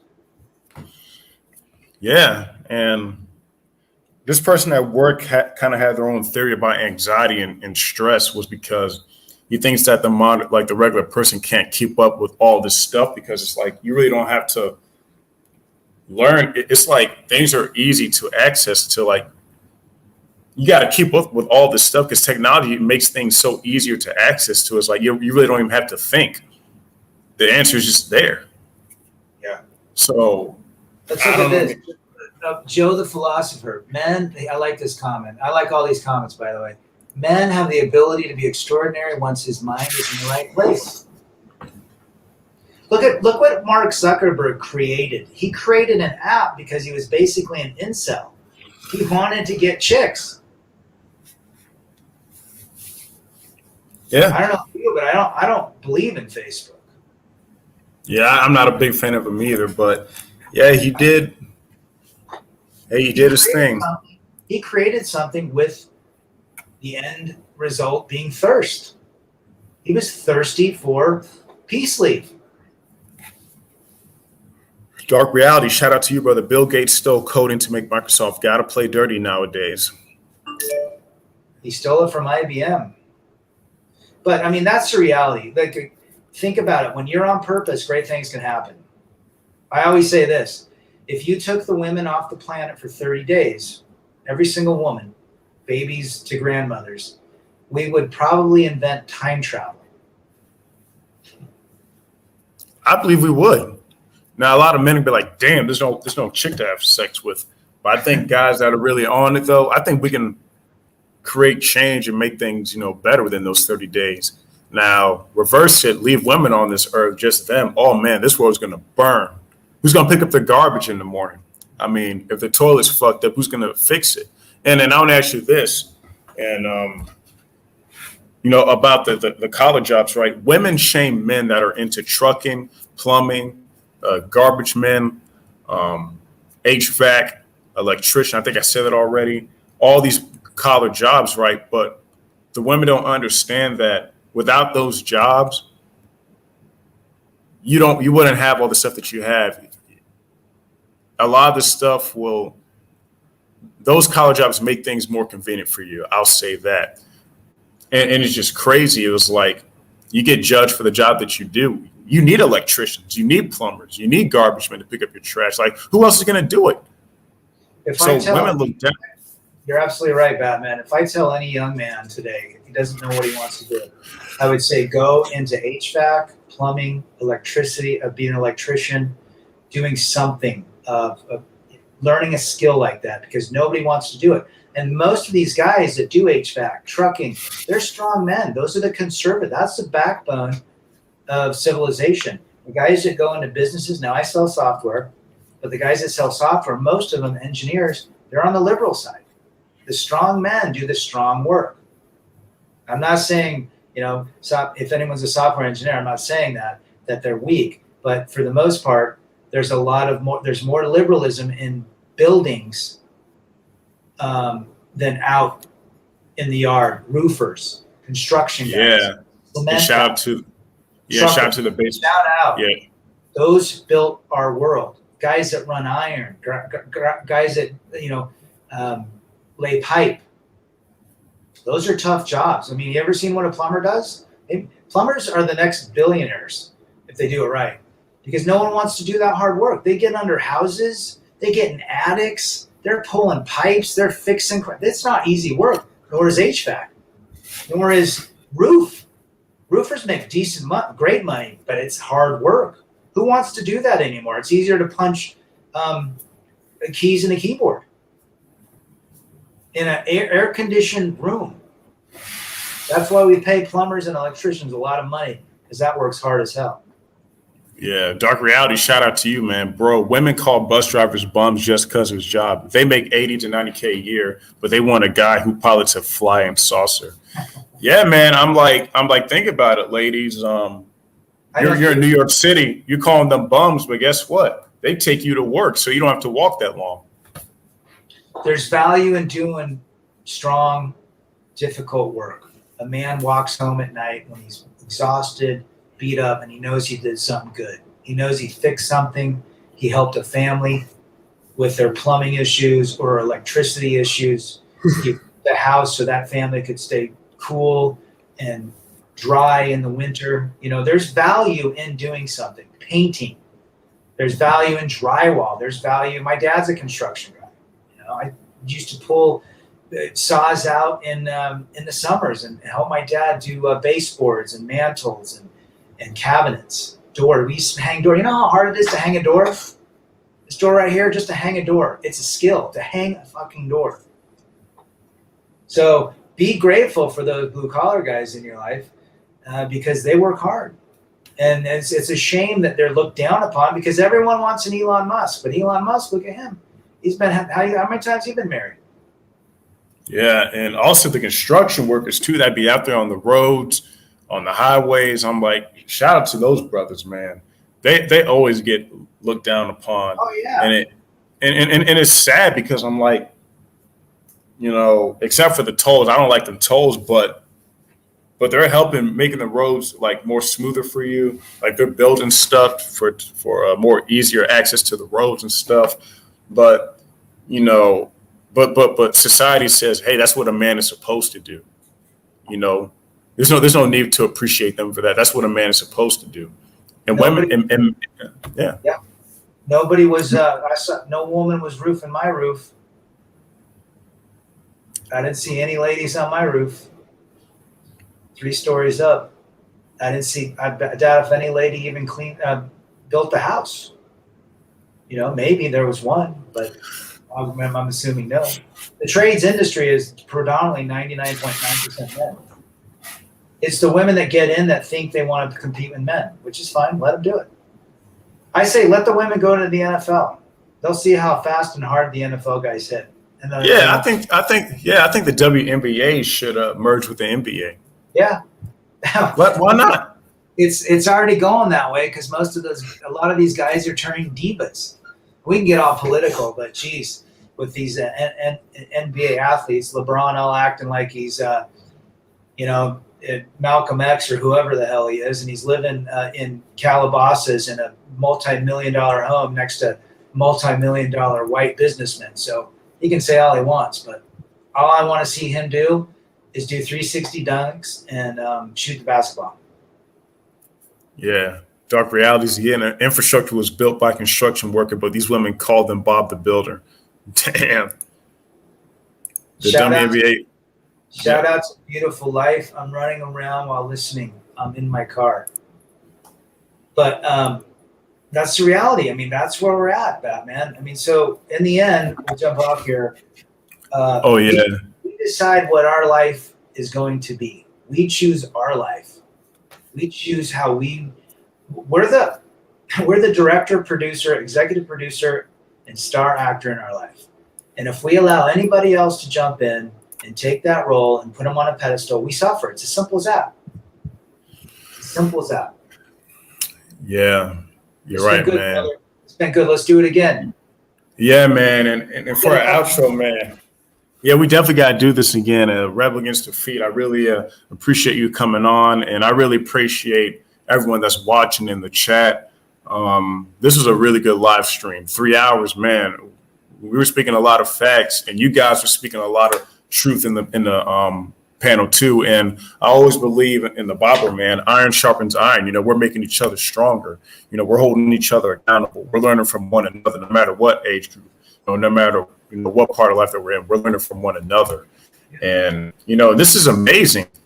Like, and I've always said, like, I enjoy doing live streams than sleeping around with a lot of chicks. A lot of dudes call me weird for that, but I'd rather do this because it's more productive. And there might be guys around the world watching this be like, man, this is really motivational. You know what? I'm gonna put myself first for once. I'm gonna do things that I like for once. Exactly. That's what we say. It's like, at the end of the day, you're accountable for you. And if you blame and play victim, you're a weak man.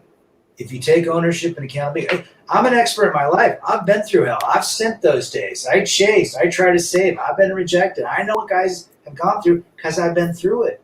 And I hope nobody has to go through the court system. Nobody has to deal with alienation, false allegations, issues, the pain that happens. So the more knowledge, the more experience that we all share, this is a collective, like, this is what we do collectively. Batman, I learned from Batman. I learned from FJT. I learned from guys, the comments. I learned a ton in the comments. I don't do this for anybody but me. You know what? I probably learn more about myself and this life when I'm chatting and making content because I take my red pills daily. Once in the morning, once in the evening, maybe at lunchtime. And I'm subscribed to all these channels. I watch all your guys' stuff because it keeps my free throws checked. These are my free throws. This is what I do. And yes, sir. Help, send me an email. Keep on. Oh, what's your email, sir? Rebel. You can type it in the chat. You want to type it in the chat? Your email. You do it. Okay, I can do that. Rebel Against Defeat at Gmail.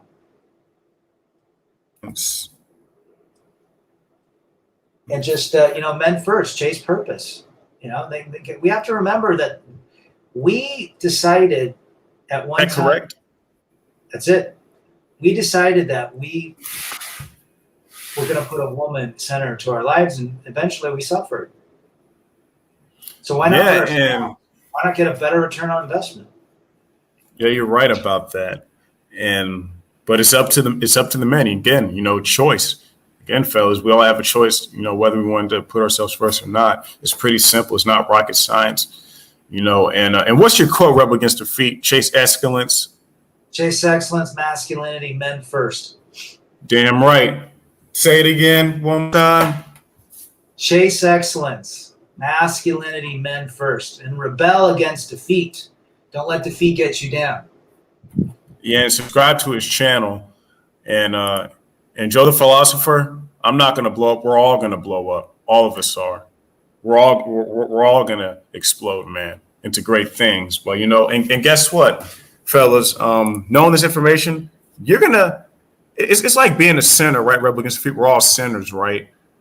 We all have our simping moments, like we all do. Someone's got to carry the ball when the others can't. It's as simple as that. You're going to see this content it's probably going to go through another purge. We need more guys speaking out. We need more guys helping guys to get on purpose. When you're not on your purpose, someone else has got your purpose. That's when you suffer. And if you don't believe me, look at your past relationships. Look at past when you put something or somebody else in front. But this has been great, Batman. I really appreciate you coming on, brother. And have you ever thought about doing panels, or is like? I'll do a panel. Let's get FJT and a couple other guys. Whoever wants to get on, let's do it. Set it up.